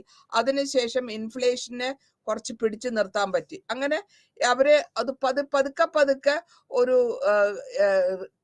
കൺട്രോൾ അവരുടെ ഇക്കണോമിക്കലും പൊളിറ്റിക്കലും സോഷ്യൽ ഫ്രെയിം വർക്കിലേക്കും കൊണ്ടിരിക്കുകയാണ്. ഈ കൺട്രിക്കില് ഇതിനെ നമുക്ക് വേണമെങ്കിൽ ഒരു ബ്ലൂ പ്രിന്റ് എന്ന് പറയാം. ഗവൺമെന്റിന്റെ blueprint on the People's Democratic ഡിക്റ്റേറ്റർഷിപ്പിന്റെ ഒരു ബ്ലൂ പ്രിന്റ് എന്ന് വേണമെങ്കിൽ നമുക്ക് പറയാം. അതിനുശേഷം അവര് ഒരുപാട് റിപ്പബ്ലിക് കമ്മ്യൂണിസ്റ്റ് വിക്ടറിയില് ഒരുപാട് വ്യത്യാസങ്ങൾ കൊണ്ടുവരുന്നുണ്ട്. ഈ പൊളിറ്റിക്കൽ സ്ട്രക്ചറിലുള്ള വ്യത്യാസങ്ങളും സോഷ്യൽ ടേംസിലുള്ള വ്യത്യാസങ്ങളും കർഷകരുടെ വ്യത്യാസങ്ങളും ബൂർഷ്വായ്സിയുടെ വ്യത്യാസങ്ങളും ഒക്കെയാണ് ചെയർമാനായ മാവോ സേതുങ് ഇൻട്രൊഡ്യൂസ് ചെയ്തത്. ഇവിടുത്തെ ആദ്യത്തെ റീഫോം അല്ലെങ്കിൽ ഉദ്ദേശം ലാൻഡ് റിഫോം ആണ്. നിലം സംബന്ധിച്ചിട്ടുള്ള റിഫോംസ് ആണ്. അവർക്ക് പഴയ ജമ്മികൾക്കൊക്കെ കുറച്ച് ഷെയർ കൊടുക്കുക. അതുകൂടാണ്ട് പുതിയൊരു ലോ കൊണ്ടുവരും 1950. അതെന്ന് വെച്ചാൽ എല്ലാം പല ഓണേഴ്സ് ഇങ്ങനെ കുഞ്ഞു കുഞ്ഞു സ്ഥലങ്ങൾ വേണ്ടാണ്ട് ഒരുമിച്ചാക്കിയിട്ട് ഒരു ഒറ്റ ഹോൾഡിങ്സിൽ കൊണ്ടുവരിക. അപ്പൊ ഇങ്ങനെ ഈ ഓൾഡ് ലിബറേഷൻ ചെയ്ത് കൊണ്ടുവരുമ്പോൾ പ്രോപ്പർട്ടി, ലാൻഡ് ലോർഡിന്റെ ജന്മിയുടെ പ്രോപ്പർട്ടിയൊക്കെ എല്ലാവർക്കും, പാവപ്പെട്ടവനും മിഡിൽ ലെവലിലുള്ളവനും എല്ലാവർക്കും കൊടുക്കുക, ഡിവൈഡ് ചെയ്ത് കൊടുക്കുക, ക്യാഷ് ആയിട്ടും കൊടുക്കുക, കൈൻഡ് ആയിട്ടും കൊടുക്കുക. അതൊക്കെ അബോളിഷ് ചെയ്തിട്ട് ഇവരെന്താ ചെയ്യുന്ന വെച്ചാല് ഒരു കാരണവശാലും നിർബന്ധിത ലേബർ പാടില്ല, ഫ്യൂഡൽ സർവീസ് പാടില്ല, ഇതൊക്കെ അവര് സ്റ്റോപ്പ് ചെയ്തു. എന്നിട്ട് എല്ലാവർക്കും ഓണർഷിപ്പ് വേണമെങ്കിൽ ഒന്നില്ലെങ്കിൽ അവർ മേടിക്കണം, അല്ലെങ്കിൽ അവർ വിൽക്കണം, അല്ലെങ്കിൽ അവർ റെന്റിന് മേടിക്കണം. ഇങ്ങനെ ഒരു റീഫോം ആണ് കൊണ്ടുവരുന്നത്. ഇത് കൂടാണ്ട് ഒരു അസോസിയേഷൻ, കർഷകന്മാരുടെ കൂട്ടായ്മ, അതും സെറ്റപ്പ് ചെയ്തെടുക്കുന്നുണ്ട്. ഈ കർഷക കൂട്ടായ്മയിൽ കൂടെ അവർക്ക് പഴയ പ്രതാപം, അതായത് ജന്മിയുടെ പഴയ പ്രതാപം മാറ്റുകയും അവർക്ക് ക്രൂവലായിട്ടല്ല, അവരെ ഭീഷണമായിട്ട് ഉപദ്രവിച്ച കർഷകരെ ഉപദ്രവിച്ച ലാൻഡ് ലോർഡിനെയൊക്കെ എക്സിക്യൂട്ട് ചെയ്യുന്നു, അതായത് അവരെ കൊലപ്പെടുത്തുന്നു. എന്നിട്ട് അല്ലെങ്കിൽ പബ്ലിക്കായിട്ട് അപ്പോളജൈസ് ചെയ്യിക്കും. അങ്ങനെ അവരുടെ ഒരു സൈക്കോളജിക്കൽ ട്രോമ അല്ലെങ്കിൽ സൈക്കോളജിക്കൽ ചേഞ്ചസ് അവിടെ കൊണ്ടുവരികയും ചെയ്യുന്നു. ഇനി അടുത്തതായിട്ട് നമുക്ക് പറയാനുള്ളത് ഇൻഡസ്ട്രിയൽ ആണ്. ഇൻഡസ്ട്രിയൽ എന്ന് പറയുമ്പോഴത്തേക്കും കർഷകം കഴിഞ്ഞ പിന്നെ വരുന്നത് വ്യവസായം. അതിൽ ഇൻഡസ്ട്രിയൽ ചേഞ്ചസ് വരുന്നത് ലേബർ യൂണിയൻ കൊണ്ടുവരുന്നുണ്ട്, പ്രൈസ് കൺട്രോൾ കൊണ്ടുവരുന്ന, ഡിസ്ട്രിബ്യൂഷൻ, എല്ലാവർക്കും പ്രൈമറി മെറ്റീരിയൽസും സ്റ്റേറ്റ് ഓർഡേഴ്സും ഡിസ്ട്രിബ്യൂഷൻ എങ്ങനെ കൊണ്ടുവരാം, നെറ്റ്വർക്ക് ഉണ്ടാക്കി, ഫാക്ടറീസിന്റെ നെറ്റ്വർക്ക് ഉണ്ടാക്കി, ഫെഡറേഷൻസ് ഉണ്ടാക്കി. അപ്പൊ അങ്ങനെ ഈ ഫാക്ടറി ഒക്കെ ഒരുമിച്ച് കൊണ്ടുവരുമ്പോൾ പ്രൈവറ്റ് എക്കോണമി കൊണ്ടുവന്നാൽ കൂടെയും ആരുടെ സ്റ്റേറ്റിന്റെ കൺട്രോളിലായിരിക്കണം എന്നുള്ളതാണ്. അങ്ങനെയാണ് അവര് ചേഞ്ച് ചെയ്തത്. ട്രാൻസ്പോർട്ടേഷൻ ഇംപ്രൂവ്മെന്റ്, ഫൈനാൻസ് ഇംപ്രൂവ്മെന്റ് എല്ലാം ഒരു ഓർഡറിൽ കൊണ്ടുവന്നു. ഇനി അടുത്തതായിട്ട് നമ്മൾ നോക്കുന്നത് സോഷ്യൽ ചേഞ്ചസ് എന്താണ്. സോഷ്യലായിട്ട് കൊണ്ടുവരുന്ന ചേഞ്ച് മാരേജ് ലോ ആണ്. 1950 ഒരു മാരേജ് ലോ കൊണ്ടുവരുന്നു. ഈ സ്ത്രീക്കും പുരുഷനും ഈക്വൽ റൈറ്റ്സ് എന്നുള്ളതാണ് ഈ മാരേജ് ലോ വഴി അവര് ഉദ്ദേശിക്കുന്നത്. അപ്പോൾ എല്ലാ പൊസിഷനും, സ്ത്രീകളുടെ പൊസിഷൻ ഇംപ്രൂവ്മെന്റ് കൊണ്ടുവരണം, മാരേജ് ലോയിൽ പ്രൊട്ടക്ട് ചെയ്യണം, കുട്ടികളെ നോക്കണം, അതായത് ചെറിയ കുഞ്ഞുങ്ങളെ, ന്യൂ ബോൺ ബേബീസിന് അല്ലെങ്കിൽ ഇൻഫന്റിസൈഡ് എന്ന് പറയും നമ്മള്, അത് നിർത്തലാക്കി പാടില്ല. അങ്ങനെ പെൺകുട്ടികളായിട്ട് ജനിക്കുമ്പോൾ ഇന്ത്യയിൽ ഉണ്ടായിരുന്ന ഒരു കാര്യം കൂടിയാണ് ഇത്. പെൺകുഞ്ഞിനെ കൊല്ലാൻ പാടില്ല, അതേമാതിരി കുട്ടികളെ വിൽക്കാൻ പാടില്ല. ഇങ്ങനെ ഓരോ കാലഘട്ടത്തിൽ അവര് മാരേജ് എഗെയിൻസ്റ്റ് ആയിട്ടുള്ള, കല്യാണം കഴിച്ചിട്ടുള്ളവര്, വിമനെ ഇഷ്ടപ്പെടാണ്ട് കല്യാണം കഴിച്ചവർക്ക് ഡൈവോഴ്സ് ചെയ്യിക്കാം, ഇങ്ങനത്തെ കാര്യങ്ങളൊക്കെ ഈ മാരേജ് ലോയിൽ കൊണ്ടുവന്നു. അതേമാതിരി പ്രോസ്റ്റിറ്റ്യൂഷൻ ഒരു ക്രൈമായിട്ട് കാണിക്കുകയും പ്രോസ്റ്റിറ്റ്യൂട്ട്സിന് മെഡിക്കൽ കെയറും ഇമോഷണൽ സപ്പോർട്ടും ഗവൺമെന്റ് കൊടുക്കാൻ തുടങ്ങി. പിന്നെ opium drug reduction, re education, ഇതൊക്കെ ഇൻട്രൊഡ്യൂസ് ചെയ്തു. അപ്പൊ മാവോ സേതുങ് പറയുന്നത് സീരിയസ് പ്രോബ്ലം എഡ്യൂക്കേഷൻ ആണ്. ഈ കർഷകരെ എഡ്യൂക്കേറ്റ് ചെയ്യുക എന്നുള്ളതായിരുന്നു സീരിയസ് പ്രോബ്ലം. അതിനുശേഷം ഈ കുട്ടികൾക്കൊക്കെ 1949-52 പ്രൈമറി സ്കൂൾസും സെക്കൻഡറി സ്കൂൾസും ഒക്കെ ഉണ്ടാക്കുകയും അതിൽ കൂടെ ബാക്ക്വേർഡ് ആയിട്ടുള്ളവരെ കൺട്രിയുടെ മുൻനിരയിലേക്ക് കൊണ്ടുവരാനായിട്ട് അവർ ശ്രമിക്കുകയും ചെയ്യുന്നു. ഇപ്പോൾ നമുക്ക് കാണാൻ പറ്റുന്നത്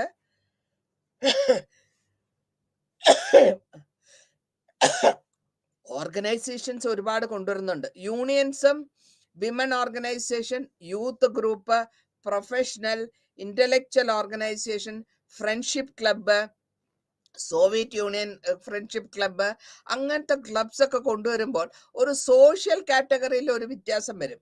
അപ്പോൾ അങ്ങനെ വരുന്നതാണ് ഈ ഡെമോക്രാറ്റിക് ആയിട്ടുള്ള വ്യത്യാസങ്ങൾ കൊണ്ടുവരിച്ചത്. ഈ ലിങ്ക്, ഇതിനൊക്കെ ലിങ്ക് ഇമ്പോർട്ടന്റ് പോളിസീസ് ടൈമാണ്. അതേമാതിരി ആക്റ്റീവ് ആയിട്ടുള്ള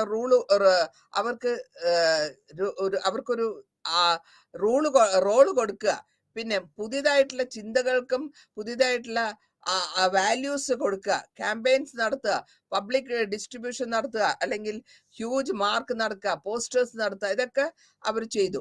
ഇനി ഇതിന്റെ റെവല്യൂഷൻ, ചൈനീസ് റെവല്യൂഷന്റെ സിഗ്നിഫിക്കൻസ് എന്താന്ന് വെച്ചാൽ, ഇതിൽ ഏറ്റവും വ്യത്യാസമായിട്ട് നമുക്ക് പറയാൻ പറ്റാവുന്നത് അവരുടെ പഴയ ഓർഡറിൽ നിന്ന് മാറ്റി പുതിയതായിട്ടുള്ള, പഴയ ചൈനീസ് കൺസർവേറ്റീവ്സ് നിന്ന് മാറ്റി പുതിയതായിട്ടുള്ള ഒരു പീപ്പിൾസ് റിപ്പബ്ലിക് അവിടെ ഫോം ചെയ്യുന്നു. അപ്പൊ അത് ഒരു മനുഷ്യരാശിക്കുള്ള പുരോഗമനവാദം എന്ന് വേണമെങ്കിൽ പറയാൻ പറ്റും. അത് മാത്രമല്ല, idea liberty, fraternity, equality, democracy, popular sovereignty, ഇതൊക്കെ ഒന്ന് സ്പ്രെഡ് ചെയ്യാൻ തുടങ്ങി. അപ്പൊ ഇങ്ങനെ വരുമ്പോൾ റഷ്യയും സക്സസ്ഫുൾ ആയിട്ടുള്ള വാർ ഉണ്ടായിരുന്നു 1917, ചൈനയിൽ 1949. ഇതെല്ലാം കാണിക്കുന്നത് ഡെമോക്രസി, ഇക്വാളിറ്റി ആണ്. അതിന്റെ ഡെമോക്രസിന്റെ ലെവലില് പൊളിറ്റിക്കൽ സ്ട്രക്ചർ എങ്ങനെ കൊണ്ടുവരാം, ലേബർ പുവർ ലേബറിനെ എങ്ങനെ കൊണ്ടുവരാം, പോപ്പുലേഷനെ എങ്ങനെ കൊണ്ടുപോകാം, ഇതൊക്കെയാണ് ഇത് ചൈനീസ് റവല്യൂഷൻ 49 സ്ഥാപിതമായ ഈ സൊസൈറ്റി ചൈനയിൽ കൊണ്ടുവരുന്നത്. ഈ ചൈനീസ് റവല്യൂഷന്റെ ഐഡിയാസ്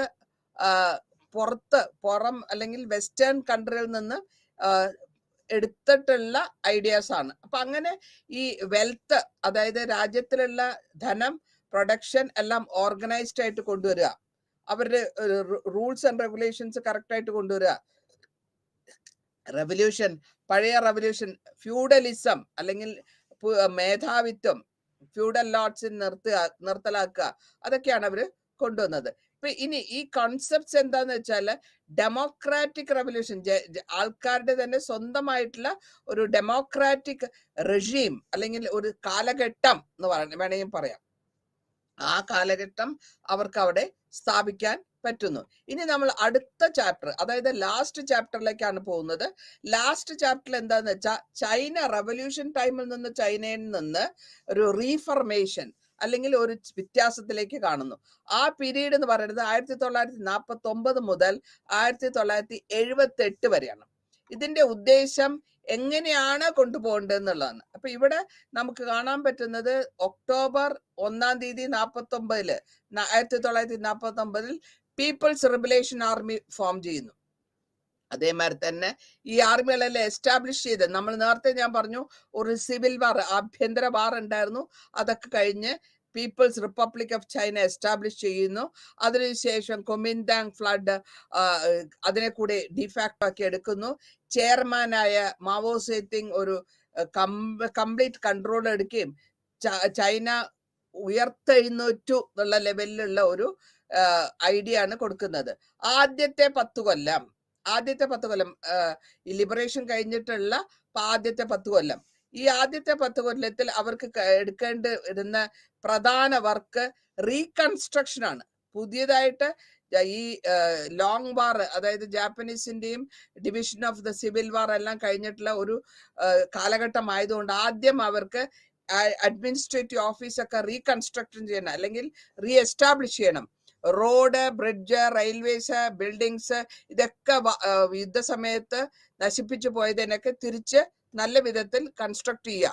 സോവിയറ്റ് യൂണിയന്റെ സപ്പോർട്ടോടുകൂടിയും അല്ലെങ്കിൽ ഈ ഹിസ്റ്ററിയിൽ ഇതാണ് അവരുടെ ആദ്യത്തെ ഐഡിയ. അപ്പോൾ ഇതിൽ നേരത്തെ ഞാൻ പറഞ്ഞ മാതിരി ലാൻഡ് റീഫോമും മാരേജ് ലോ.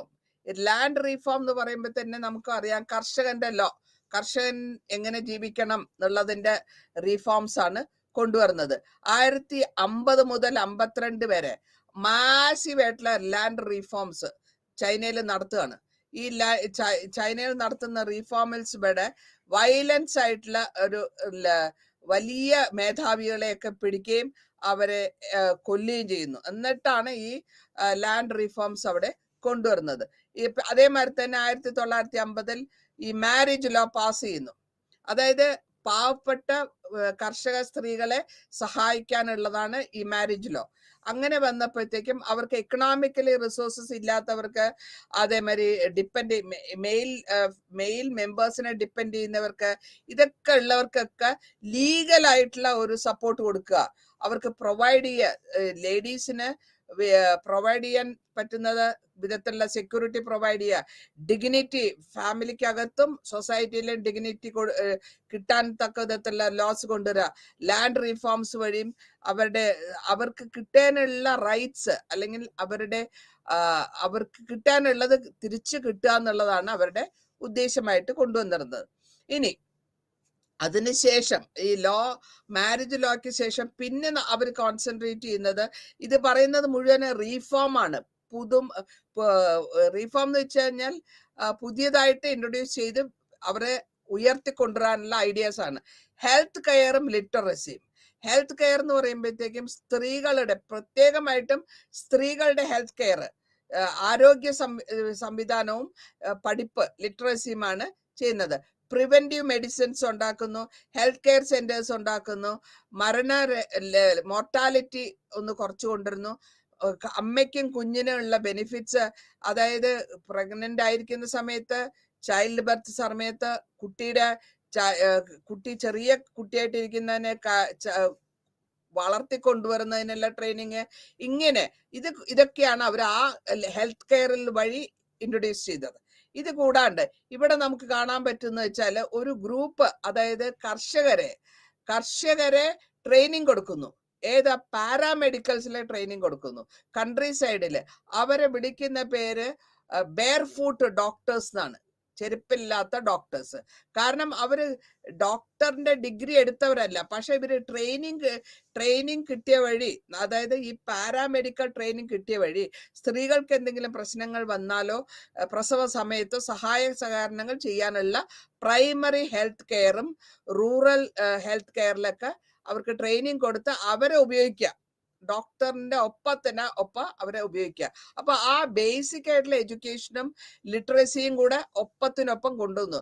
ഫോർമലും നോൺ ഫോർമൽ എഡ്യൂക്കേഷൻസും, അതായത് പഠിപ്പ്, കുട്ടികൾക്ക് 5% നിന്ന് 50% വരെ ഇംപ്രൂവ്മെന്റ് ഇവിടെ നമുക്ക് കാണാൻ പറ്റും. അപ്പോൾ ഈ ലിറ്റററി ക്യാമ്പയിൻ വഴി അവർ ഭയങ്കര കാര്യമായിട്ടാണ് ഈ വിമൻ അസോസിയേഷൻ ഡെവലപ്പ് ചെയ്തെടുത്തത്. കാരണം ഈ വിമൻ അസോസിയേഷൻ, നമ്മൾ സാധാരണ പറയാറുണ്ട്, ഒരു സ്ത്രീനെ പഠിപ്പിച്ചാൽ ഒരു കുടുംബത്തിനെ മുഴുവൻ പഠിപ്പിച്ചു എന്നുള്ള ലെവലാണ്. അവര് വഴി, അമ്മമാര് വഴി യൂത്തും പെസന്റിനും അല്ലെങ്കിൽ കർഷകനും ഇംപ്രൂവ്മെന്റ് കിട്ടും. അപ്പോ ഈ സ്ത്രീയുടെ സ്വാതന്ത്ര്യം അല്ലെങ്കിൽ സ്ത്രീന്റെ അടിമത്വത്തിൽ നിന്ന് ഉയർന്നെഴുന്നേറ്റ് അവർക്ക് ഒരു എല്ലാവിധമായ അഭിപ്രായങ്ങൾ പറയാനുള്ളത് ലെവലും, അവർക്ക് പഠിക്കാൻ താല്പര്യമുണ്ടെങ്കിൽ പഠിക്കാനുള്ള പ്രൈമറി സ്കൂൾസ് എസ്റ്റാബ്ലിഷ് ചെയ്യുക, അതേമാതിരി ഹയർ ലെവൽ സ്കൂൾസ് എസ്റ്റാബ്ലിഷ് ചെയ്യുക. ഇതൊക്കെ നമ്മൾ കാണാൻ തുടങ്ങുന്നത് ഈ കാലഘട്ടത്തിലാണ്. കാരണം അവരുടെ ഉദ്ദേശം വന്നിട്ട് ജനതയെ ഇംപ്രൂവ്മെന്റ് ആക്കുക, ജനതയുടെ ആരോഗ്യം ഇംപ്രൂവ്മെന്റ് ആക്കിയ, ഹെൽത്ത് ഇംപ്രൂവ്മെന്റ് ആക്കിയ, ജനങ്ങളുടെ വിചാരങ്ങൾ ഇംപ്രൂവ്മെന്റ് ആക്കുക. ഇനി അടുത്തതായിട്ട് ഞാൻ പറയാൻ ഉദ്ദേശിക്കുന്നത് അഗ്രികൾച്ചറിലെ കോപ്പറേഷൻ ആണ്. അഗ്രികൾച്ചർ എന്ന് പറയുമ്പോഴത്തേക്കും കാർഷികമായിട്ടുള്ള വ്യത്യാസങ്ങൾ, കാർഷിക തരത്തിൽ അവര് ഉദ്ദേശിച്ചു കൊണ്ടുവന്നത് ഒരു പുതിയ സിസ്റ്റം, കോപ്പറേറ്റീവ് വില്ലേജസ് ആണ് ഉണ്ടാക്കിയത്. കോപ്പറേറ്റീവ് വില്ലേജസ് എന്ന് വെച്ചാൽ പരസ്പരം സഹായ സഹകരണങ്ങൾ ചെയ്യുന്ന ഒരു സൊസൈറ്റി, മ്യൂച്വൽ എയ്ഡ് ടീംസ് എന്ന് പറയും. അത് 4-5 ഫാമിലികൾ ഒരുമിച്ച് ചേർന്നിട്ട് അവരുടെ സ്ഥലത്തിനെ അവർ ഒരുമിച്ച് കർഷകൻ കൃഷി ചെയ്യുമ്പോൾ അത് അവർക്ക് പ്രൊഡക്ടിവിറ്റി കൂടുതലാവും. കാരണം അവർക്ക് ഘട്ടഘട്ടങ്ങളായിട്ട് അവരുടെ ഇംപ്രൂവ്മെന്റ് കൊണ്ടുവരാനാണ് ഗവൺമെന്റിന്റെ ഉദ്ദേശം. അടുത്ത ഘട്ടത്തിൽ എന്താ കൊണ്ടെന്ന് വെച്ചാൽ ഈ കർഷകരുടെ പ്രൊഡ്യൂസ് ചെയ്യുന്ന സാധനങ്ങൾക്ക് ഒരു കോപ്പറേറ്റീവ് സ്റ്റോർ ഉണ്ടാക്കുക. ആ കോപ്പറേറ്റീവ് സ്റ്റോർ വഴി 30-20 ഫാമിലികൾ ഒരുമിച്ചുള്ള ലാൻഡ് അല്ലെങ്കിൽ സ്ഥലം, സാമഗ്രികൾ, ലേബർ ഒക്കെ കൊണ്ടുവരാം. അപ്പൊ അങ്ങനെ വരുമ്പോ എന്താവും, ഇവര് കുറച്ചുകൂടെ പ്രൊഡക്ടിവിറ്റി കൂടുതലാവും. പ്രൊഡക്ടിവിറ്റി കൂടുതലാവുമ്പോൾ അവരുടെ ഈ ഹൗസ് ഹോൾഡ് പൂളിംഗ് എന്ന് പറയും ഇതിന്, ആ ഫ്രെയിമിൽ കൂടെ കൾച്ചറൽ അവരുടെ കാർഷികതരമായ പ്രൊഡ്യൂസേഴ്സിന്റെ കോപ്പറേറ്റീവ് സൊസൈറ്റികൾ സെറ്റപ്പ് ചെയ്തു. 1956 ഇതിനെ പറഞ്ഞിട്ടുള്ളത് ട്രാൻസിഷൻ ടു സോഷ്യലിസം എന്നാണ്. അതായത് കാർഷികത്വത്തിൽ നിന്ന് സോഷ്യലിസത്തിലേക്കുള്ള ചേഞ്ച്. ഇനി നമുക്ക് അടുത്തതായിട്ട് നമ്മൾ കാണുന്നത് ഇൻഡസ്ട്രിയിൽ കൂടെ അല്ലെങ്കിൽ ബിസിനസ്സിൽ കൂടെ നമ്മൾ എങ്ങനെ ചേഞ്ചസ് കൊണ്ടുവരുന്നു, അതിൻ്റെ ഒപ്പം തന്നെ എഡ്യൂക്കേഷനിൽ വിദ്യാഭ്യാസപരമായും എന്ത് ചേഞ്ചസ് കൊണ്ടുവരുന്നു. ആദ്യത്തേത് 1953-57 വരെ ഒരു ഫസ്റ്റ് 5 ഇയർ പ്ലാൻ, 5 കൊല്ലത്തെ ഒരു 5 ഇയർ പ്ലാൻ, അത് സോവിയറ്റ് ആണ് അവരെ ഗൈഡ് ലൈൻസ് കൊടുക്കുന്നത്. അതുവഴി 5 കൊല്ലം എന്നുള്ള ഇതേമാതിരി തന്നെയാണ് നമ്മുടെ ഇന്ത്യയും ഫ്രീഡം കിട്ടിയ ശേഷം first 5 year plan, second 5 year plans നമ്മൾ കൊണ്ടുവന്നത്. ഇവിടെ നമുക്ക് കാണാൻ പറ്റുന്നത് ഈ ആദ്യത്തെ 5 കൊല്ലം ഇവര് ഫാക്ടറികൾ ഉണ്ടാക്കാനും ഇൻഫ്രാസ്ട്രക്ചർ ഉണ്ടാക്കാനുമാണ് അവര് പ്രാധാന്യം കൊടുത്തത്. അതിൽ ഫാക്ടറി വരുമ്പോഴത്തേക്ക് ഒരു ഇൻഡസ്ട്രി എന്ന് പറയുമ്പോൾ അതിന് ക്യാപിറ്റൽ വേണം, ധനം വേണം, മൂലധനം വേണം, എക്സ്പെർട്ട് ആയിട്ടുള്ള ആൾക്കാർ വേണം, അതുമാതിരി ടെക്നോളജി വേണം. ഇതൊക്കെ വന്നത് സോവിയറ്റ് യൂണിയനിൽ നിന്നാണ്. അല്ലെങ്കിൽ സോവിയറ്റ് യൂണിയൻ ഇവരെ സപ്പോർട്ട് ചെയ്തു. സോവിയറ്റ് യൂണിയന്റെ ആൾക്കാർ ഇവിടെ വന്ന് ചൈനയിൽ വന്ന് താമസിക്കുകയും അവർ വേണ്ട പൊസിഷനിലെ വിധത്തിൽ അവർക്ക് ട്രെയിനിങ് കൊടുക്കുകയും ചെയ്തു. ചൈനീസിനെ റഷ്യൻസ് ആണ് ട്രെയിൻ ചെയ്യുന്നത്.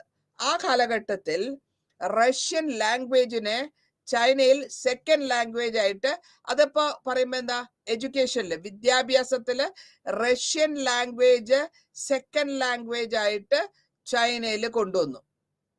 അപ്പൊ അങ്ങനെ വന്നപ്പോൾ ആ ലാംഗ്വേജ് ഉള്ളത് കൊണ്ട്, റഷ്യൻ ലാംഗ്വേജ് ഉള്ളത് കൊണ്ട് ഇവർക്ക് ഹയർ സ്റ്റഡീസിന് പഠിക്കാനും അതേമാതിരി തന്നെ ടെക്നിക്കൽ ട്രെയിനിങ് ഇൻസ്റ്റിറ്റ്യൂഷൻസ്, അതേമാതിരി ടെക്ടറി ലെവൽ എന്ന് പറയുമ്പോഴത്തേക്ക് നമുക്ക് അറിയാൻ പറ്റും ഈ സർവീസ് ഓറിയന്റഡ് ഇൻഡസ്ട്രീസ്, അപ്പോൾ ട്രെയിൻ ഫോഴ്സ്, ഇതിനെയൊക്കെ കൊടുത്ത് അവരുടെ ഉദ്ദേശം വന്ന് എല്ലാ വിധത്തിലും അവരെ ടെക്നിക്കലി എഡ്യൂക്കേഷണലി എല്ലാം ബിൽട്ടപ്പ് ചെയ്ത് കൊണ്ടുവരിക. അപ്പൊ ഹയർ എഡ്യൂക്കേഷന് ഭയങ്കര ഇമ്പോർട്ടൻസ് കൊടുക്കുകയും കോളേജസും യൂണിവേഴ്സിറ്റീസും ഉണ്ടാക്കിയെടുക്കുകയും ചെയ്യുന്നു. ഇനി മാവോ സേതുങ്ങിന് ഈ സോവിയറ്റ് സ്റ്റൈലിൽ എക്കോണമിയിൽ കൊണ്ടുവരുന്നത് അത്ര താല്പര്യപ്പെടുന്നില്ല. കാരണം പുള്ളിക്ക് അത് എത്ര ആക്സെപ്റ്റ് ചെയ്യാൻ പറ്റുന്നില്ല. അപ്പൊ മാവോ സേതുങ് ഒരു ലോഞ്ച് ചെയ്യാണ് ഒരു കാര്യങ്ങള് 5 anti campaigns, 3 anti and 5 anti campaigns ഉണ്ടാക്കുന്നു. ഇതിൽ കൂടെ ക്യാമ്പയിൻസിൽ കൂടെ മാവോ സേതുങ് പറയുന്നത് ക്യാമ്പയിൻസ് എഗെയിൻസ്റ്റ് അല്ലെങ്കിൽ എതിർപ്പായിട്ട് കറപ്ഷൻ, ജോലിയിൽ അല്ലെങ്കിൽ സൊസൈറ്റിയിലുള്ള കറപ്ഷൻ എഗെയിൻസ്റ്റ് ആയിട്ട്, വേസ്റ്റേജ് എഗെയിൻസ്റ്റ് ആയിട്ട്, ഇൻഎഫിഷ്യൻസിക്ക് എഗെയിൻസ്റ്റ് ആയിട്ട്, ബ്യൂറോക്രസി, ചിട്ടത്തിന് എഗെയിൻസ്റ്റ് ആയിട്ടുള്ള ഒരു ക്യാമ്പയിൻസ് ആണ് നടത്തുന്നത്. ഈ സോവിയറ്റ് യൂണിയനിൽ കൂടെ കൊണ്ടുവരുമ്പോൾ ഇൻഇക്വാളിറ്റി, അങ്ങേരുടെ അഭിപ്രായത്തിൽ ഇൻഇക്വാളിറ്റി വന്നുകൊണ്ടിരുന്നു എന്നുള്ളതാണ്. അപ്പോ മാവോ സേതുങ് ഒരു അടുത്ത പോളിസി ആയിട്ട് 1956 ഒരു 20th Congress communist party Soviet union നടത്തുകയും അവിടെ ജനറൽ സെക്രട്ടറി നിക്കിഷ്ട എന്നെ വിളിച്ച് സംസാരിപ്പിക്കുകയും സീക്രട്ട് സ്പീച്ച് നടത്തി അത് ജോസഫ് സ്റ്റാലിന്റെ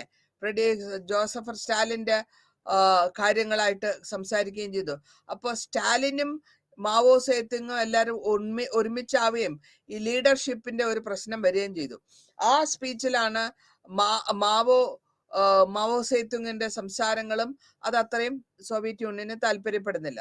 ഇനി പിന്നെ ഒരു അടുത്തതായിട്ട് നമ്മൾ കാണുന്നത് ഒരു 100 ഫ്ലവേഴ്സ് ക്യാമ്പയിൻ എന്ന് പറഞ്ഞിട്ട് അടുത്ത ക്യാമ്പയിൻ. അതേമാതിരി അതിന് എഗെയിൻസ്റ്റ് ആയിട്ട് ആന്റി റൈറ്റിസ്റ്റ് മൂവ്മെന്റ്. അപ്പോൾ മാവോ സേത്തുങ്ങിന്റെ കാര്യങ്ങൾ വന്നപ്പോഴത്തേക്കും ഈ മാവോ ഒരു റിലേഷൻഷിപ്പിലേക്ക് ബിലീവ് ചെയ്യാത്തത് കൊണ്ട് എന്താ ചെയ്യുന്നില്ല, ഒരു 100 ഫ്ലവേഴ്സ് ക്യാമ്പയിൻ, 100 പൂക്കൾ ക്യാമ്പയിൻ എന്നൊരു ക്യാമ്പയിൻ തുടങ്ങുകയും അതിൽ കൂടി ഓപ്പൺ ഡിസ്കഷൻ ചെയ്യണം. എല്ലാ മാറ്റേഴ്സും, ചൈനീസ് നേഷനെ പറ്റിയിട്ടുള്ള മാറ്റേഴ്സ്, ചൈനീസ് ഗവൺമെന്റിനെ പറ്റിയുള്ള മാറ്റേഴ്സ്, സ്റ്റേറ്റ് പോളിസീസ് ഒക്കെ ഡിസ്കഷൻ ചെയ്യണം. അതിന്റെ സ്ലോഗൻ എന്തായിരുന്നു? Let 100 flowers Bloom and let 100 schools thought content. ഇതിൽ വഴി ഈ ഡിസ്കഷൻ വരുമ്പോൾ ആൾക്കാർക്ക് തിങ്കിങ് പവർ കൂടും. അപ്പൊ അതിനെ ലോഞ്ച് ചെയ്തു 1957. 3 മാസമേ ഇത് നിൽക്കാൻ പറ്റിയുള്ളൂ. അപ്പോഴത്തേക്കും ഇതിനെ കൗണ്ടർ ആക്ട് ചെയ്യുന്ന വിധത്തിൽ വേറൊരു മൂവ്മെന്റ് വന്നു. അതാണ് ആന്റി റൈറ്റിസ്റ്റ് മൂവ്മെന്റ്. അത് 3 മാസത്തിനുള്ളിൽ അത് കൊണ്ടുവരികയും ചെയ്ത് അതിൽ കൂടെ അവരെ എക്സ്പ്രസ് ചെയ്യുന്നത് ഈ ഷാർപ്പായിട്ടുള്ള ക്രിറ്റിസിസം ആണ്. റീ എഡ്യൂക്കേഷനെ പറ്റിയും ഷാർപ്പായിട്ടുള്ള ക്രിറ്റിസിസം പറഞ്ഞ് സെവറൽ ആയിട്ടുള്ള ഒരുപാട് ക്രിറ്റിസിസം ഫേസ് ചെയ്യേണ്ടി വന്നു. ലേബർ ക്യാമ്പിലും റീകൺസ്ട്രക്ഷൻ റീ എഡ്യൂക്കേഷൻ ക്യാമ്പിലും ഒക്കെ ഇതിങ്ങനെ പറഞ്ഞ് പരത്തി ഇംപ്രസൺമെന്റും ഒക്കെ വന്നു. അപ്പോഴത്തേക്കും ഒരു കൗണ്ടർ റെവല്യൂഷണറി റൈറ്റിസ്റ്റ് ആക്ടിവിറ്റി അവിടെ ഫ്രീഡം ഓഫ് സ്പീച്ചിനെ പറ്റിയൊക്കെ ഒന്ന് വരുന്നു. ഇനി അടുത്തതായിട്ട് നമ്മൾ കാണുന്നത് ഒരു മുന്നിലേക്കുള്ള ഒരു കുതിപ്പാണ്. ലീപ്പ് എന്ന് പറയും, ഒരു കുതിപ്പാണ്. അപ്പൊ 58 ചെയർമാൻ മാവോ എന്താ വിദ്യച്ചോ ഒരു വേറൊരു സ്ട്രാറ്റജി കൊണ്ടുവരാം ഓൾട്ടർനേറ്റീവ് ആയിട്ട്. അതിന്റെ പേരാണ് ഗ്രേറ്റ് ലീപ്പ് ഫോർവേഡ്, മുന്നോട്ട് കുതിക്കുക എന്നുള്ളത്.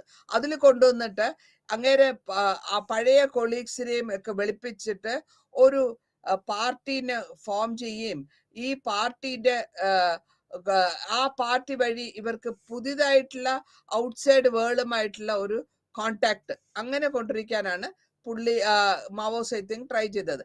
എന്നിട്ട് ഇതില് പൊളിറ്റിക്സില് ആർക്കായിരിക്കണം കൺട്രോള്, കമാൻഡ് ആരുടെ കയ്യിൽ വരണം. കമാൻഡ് മാവോ പറഞ്ഞു GLF എന്ന് പറയുന്നത്, അതായത് ഈ നേരത്തെ ഞാൻ പറഞ്ഞ മാതിരി ഇനി പാർട്ടീസ് പോർട്ട്ഫോളിയോ, അതിനാണ് GLF എന്ന് പറയുന്നത്. അതിന്റെ പേര് GLF. GLFിന്റെ പോളിസി പാക്കേജ് എന്താ വെച്ചാൽ human effort, revolutionary seal, capital, technology and expertise. ഇതാണ് അവർ ഉദ്ദേശിക്കുന്നത്. ഇതുവഴിയായിരിക്കണം റെഡ് ആൻഡ് എക്സ്പെർട്ട് എന്നുള്ള ഒരു റൂള് കൊണ്ടിരിക്കുന്നു. ആ റോള് വഴി റെഡ് പാർട്ടീനെ വഴി എക്സ്പെർട്ടൈസ് ചെയ്ത് അവർക്ക് പൊളിറ്റിക്സും ഐഡിയോളജി പറഞ്ഞ് മനസ്സിലാക്കി കൊടുക്കുക. പൊളിറ്റിക്സ് ഇൻ വൺ കമാൻഡ്, ഒറ്റ കമാൻഡിൽ പൊളിറ്റിക്സ് മനസ്സിലാക്കണം എന്നുള്ള ഒരു കമാൻഡ് കൊണ്ടുവരാണ്. ഇതിൽ നമ്മൾ കാണുന്നത് ഈ സ്റ്റെപ്സിൽ കൂടെ, അതായത് ചൈനയുടെ കപ്പാസിറ്റി സ്റ്റീൽ പ്രൊഡക്ഷൻ ഉണ്ടായിരുന്നു, മില്യൺസ് റൂറൽ ഹോംസിലും സ്ക്രാപ്പ് ഒക്കെ ഉണ്ടായിരുന്നു. ഇത് ഒരു ഇഗാലിറ്റേറിയൻ സൊസൈറ്റി ഉണ്ടാക്കിയെടുക്കുകയും അതുവഴി അവർ ഇമ്പോർട്ടൻ്റ് ആയിട്ടുള്ള കാര്യങ്ങൾ ചെയ്തു തീർക്കുകയും ചെയ്യുന്നു. ഫാമിലുള്ള ലേബറേഴ്സിന് വർക്ക് ചെയ്യാനും അതേമാതിരി ഓഫർ കൊടുത്തു. ഈ ഇൻസെന്റീവ് ഒക്കെ കൊടുത്ത് അവർ ഓഫർ ചെയ്തു. മോഡൽ വർക്കേഴ്സ് എന്നാണ് അവരെ പറയുന്നത്, സ്റ്റേറ്റ് അതോറിറ്റിയിലുള്ള മോഡൽ വർക്കേഴ്സ്. ഇപ്പൊ ഇങ്ങനെ കൊണ്ടുവരുമ്പോഴത്തേക്ക് ഓഫ് സീസണില്, അഗ്രികൾച്ചറൽ ഓഫ് സീസണില് ഇവർക്ക് സപ്ലിമെന്റ് ആയിട്ട് ഇൻകം കൊടുക്കണം. ആ സപ്ലിമെന്റ് ഇൻകം എന്ന് പറഞ്ഞാൽ അഗ്രികൾച്ചർ നടക്കാത്ത സമയമാണ് ഓഫ് സീസൺ എന്ന് പറയാ. അപ്പോൾ അവർക്ക് എൻഗേജ് ചെയ്യാൻ വേണ്ടിയിട്ട് പോൾട്രി ഫാമിംഗ്, അതായത് കോഴി വളർത്തൽ എന്നുള്ള പറയുന്നത്, വെജിറ്റബിൾസ് ഉണ്ടാക്കുക, ഫിഷിംഗ്, വെജിറ്റബിൾസ് ഉണ്ടാക്കാനുള്ള ഒരു ഗ്രോയിങ് വെജിറ്റബിൾസ്, അല്ലെങ്കിൽ ഫിഷിങ്, ഹാൻഡിക്രാഫ്റ്റ്സ്. അപ്പൊ ഇങ്ങനെയൊക്കെ വരുമ്പോഴത്തേക്കും കർഷകന് ഈ അഗ്രികൾച്ചറൽ ആയിട്ടുള്ള കമ്മ്യൂണിറ്റിന്ന് മാത്രമല്ല ഇൻകം കിട്ടുന്നത്, അതേസമയം അവന് വേറെ വിധത്തിലും ജീവിക്കാനുള്ള മാർഗം കാണിച്ചു കൊടുക്കുന്നു. ഇനി ഈ GLFിന്റെ എസ്റ്റാബ്ലിഷിന്റെ റൂറൽ കമ്മ്യൂൺ എന്ന് പറയും. കമ്മ്യൂൺ എന്ന് പറഞ്ഞാൽ ഒരു 3 ടയർ സിസ്റ്റമാണ്. ആ 3 ടയർ സിസ്റ്റത്തിൽ പറയുന്നത് ഒരു ഗ്രൂപ്പ് പ്രൊഡക്ഷൻ ടീം, പിന്നൊന്ന് പ്രൊഡക്ഷൻ ബ്രിഗേഡ്, പിന്നൊന്ന് കമ്മ്യൂണ്. ഈ പ്രൊഡക്ഷൻ ടീം ഒരു 20-50 വീടുകളായിരിക്കും, ഒരു ലോവസ്റ്റ് യൂണിറ്റ്. അതിൽ നിന്ന് അവർ പൂൾ ചെയ്ത ലാൻഡും അവരുടെ കൾട്ടിവേഷനും പൂൾ ചെയ്യുന്നു. പൂൾ ചെയ്യുന്ന വെച്ചാൽ ഒരുമിച്ചിടുക. നമ്മൾ കാറിൽ കയറുമ്പോൾ 4 പേര് ചേർന്ന് ആ കാറിന്റെ പൈസ കൊടുക്കുക, അതിനെയാണ് പൂളിംഗ് എന്ന് പറയാ. അപ്പൊ ആ ക്രോപ്പിനെ, അങ്ങനെ വരുന്ന ക്രോപ്പിനെ ഒരു സ്റ്റേറ്റ് ഫിക്സ് ചെയ്ത പ്രൈസിലേക്ക് വിൽക്കുക. അത് കഴിഞ്ഞ് ആ ഇൻകം ടാക്സ് ഡിഡക്ട് ചെയ്തിട്ട് ബാക്കി എല്ലാവർക്കും ഡിസ്ട്രിബ്യൂട്ട് ചെയ്യുക. അപ്പൊ എല്ലാവർക്കും ഒരുമാതിരി ഏർണിങ്സ് കിട്ടുന്ന ഒരു ഡിറ്റർമിൻഡ് ഫാക്ടറാണ്. അതിനെയാണ് ഈ വർക്കിനെ ഇങ്ങനെ കൊണ്ടുവരുമ്പോഴത്തേക്കും ഒരു ടീം മെമ്പർ വരുന്നു, അതിനൊരു കാഡർ, ഒരു പാർട്ടി കാഡർ വരുന്നു. അപ്പൊ ഇവർക്ക് ഒരു മിനിമൈസ് ആയിട്ടുള്ള ഒരു എമൗണ്ട് കിട്ടാനുള്ള ഒരു സ്ട്രാറ്റജിയാണ് അത് ഉദ്ദേശിച്ചത്.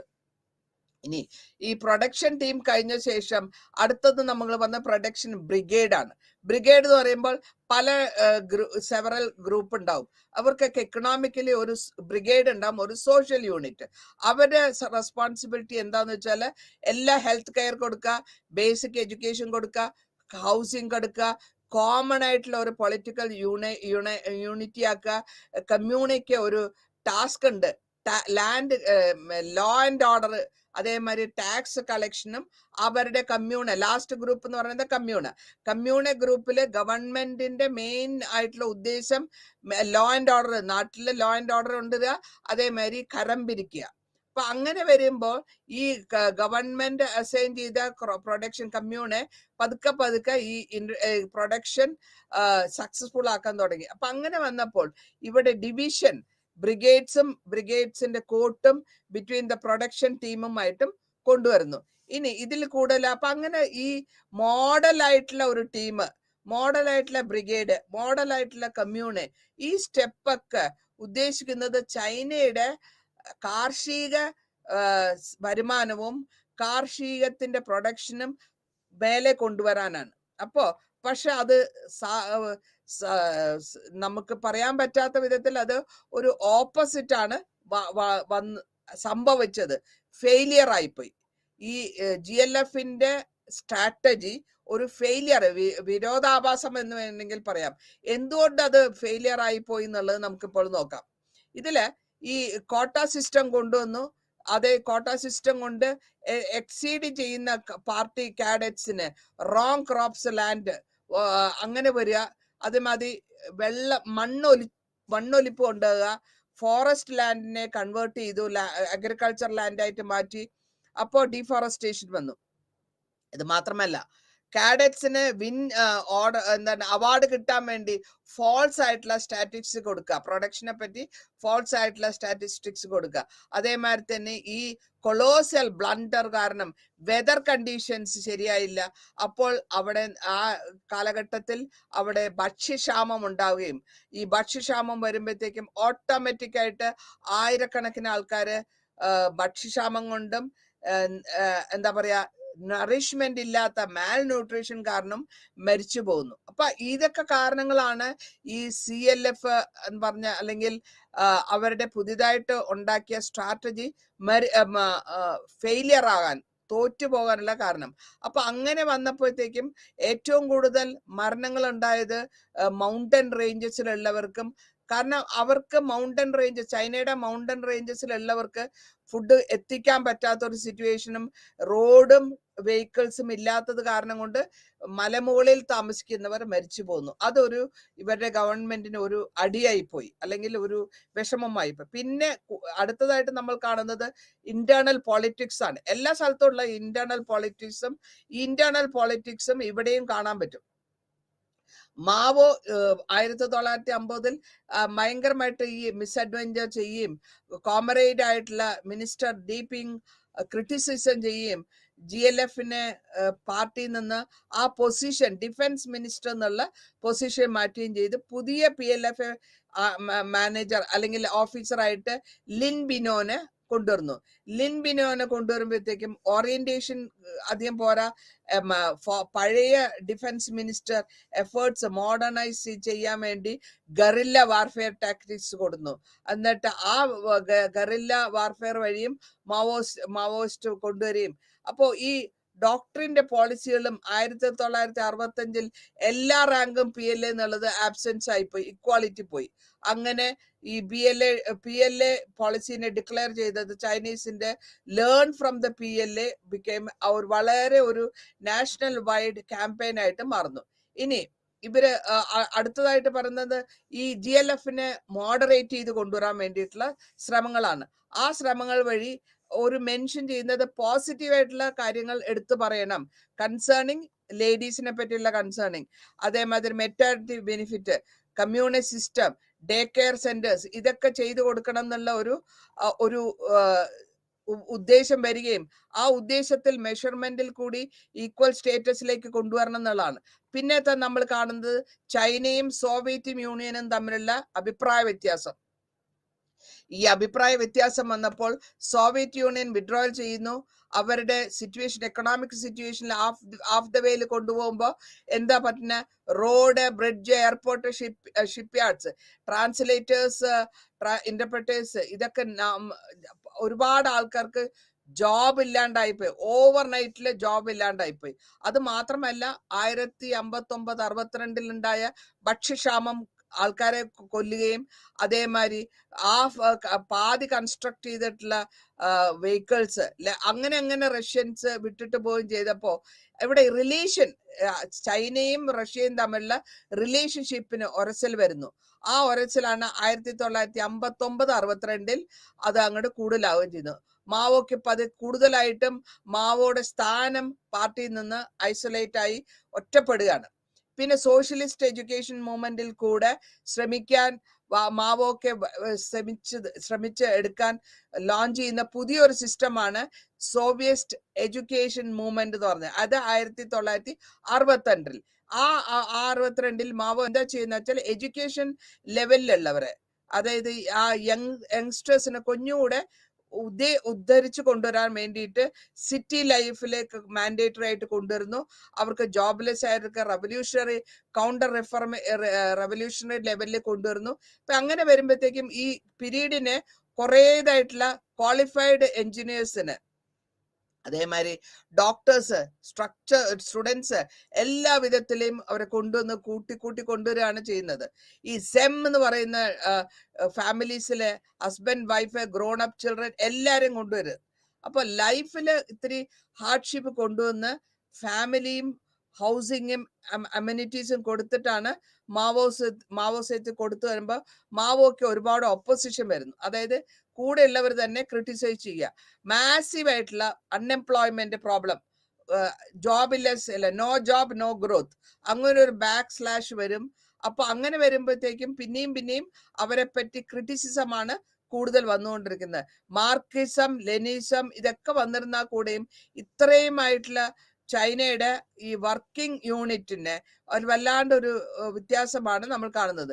ഇനി അവസാനമായിട്ട് നമുക്ക് നോക്കാൻ പറ്റുന്നത് പ്രൊലറ്റേറിയൻ കൾച്ചറലാണ്.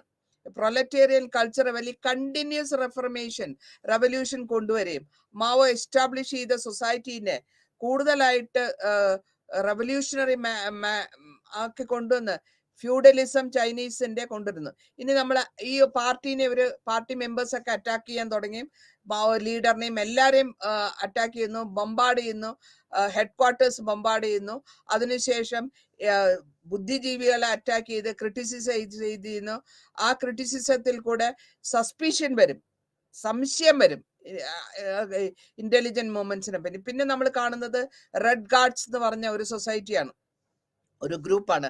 ആ ഗ്രൂപ്പിൽ കൂടെ ആൾക്കാരെ, യങ്സ്റ്റേഴ്സിനെ കൊണ്ടുവന്നിട്ട് അവരെ സക്സഷൻ കൊണ്ടിരിക്കാൻ വേണ്ടി ഓരോ ഭാഗത്തേക്കും പറഞ്ഞയക്കുകയും അവർക്ക് വേണ്ട സഹായ സഹകരണങ്ങൾ കൊടുക്കുകയും ചെയ്യുന്നു.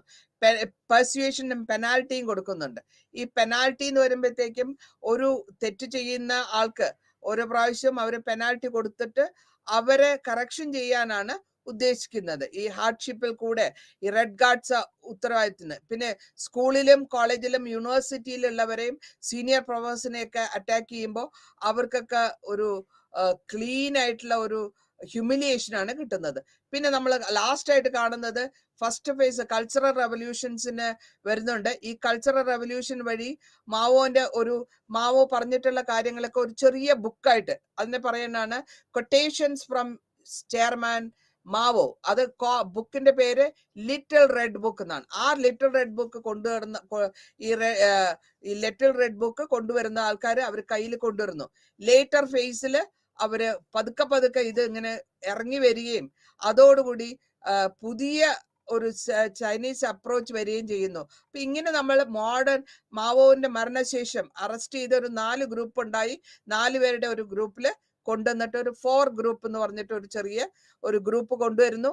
ഈ ഗ്രൂപ്പിൽ കൂടെ ഈ 4 ചെറിയ ചെല്ലുകളുള്ള അവരുടെ ലീഗൽ സിസ്റ്റം സ്ട്രെങ്തൻ, എഡ്യൂക്കേഷൻ, ഇതൊക്കെ റാപ്പിഡായിട്ട് എക്കണോമിക് ഡെവലപ്മെന്റിൽ കൊണ്ടുവന്നിട്ട് ലാസ്റ്റ് 20 വർഷം ഈ ഇംബാലൻസ് കൺട്രിയിൽ ഉണ്ടായിരുന്ന ഇംബാലൻസിനെ environmental degradation, rural and urban divide, corruption, income inequality, gender discrimination, ഇതെല്ലാം ഒന്ന് സെറ്റപ്പ് ആക്കി എടുക്കുകയാണ് ചെയ്യുന്നത്. അപ്പൊ അങ്ങനെ ഈ ലീഡർഷിപ്പിന്റെ മാവോന്റെ ലീഡർഷിപ്പ് അബോണ്ടന്റ് ആയി പോളിസികൾ ഡെവലപ്മെന്റ് കൊണ്ടുവന്നു.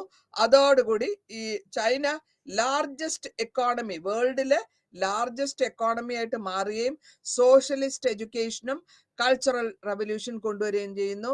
നന്ദി, നമസ്കാരം.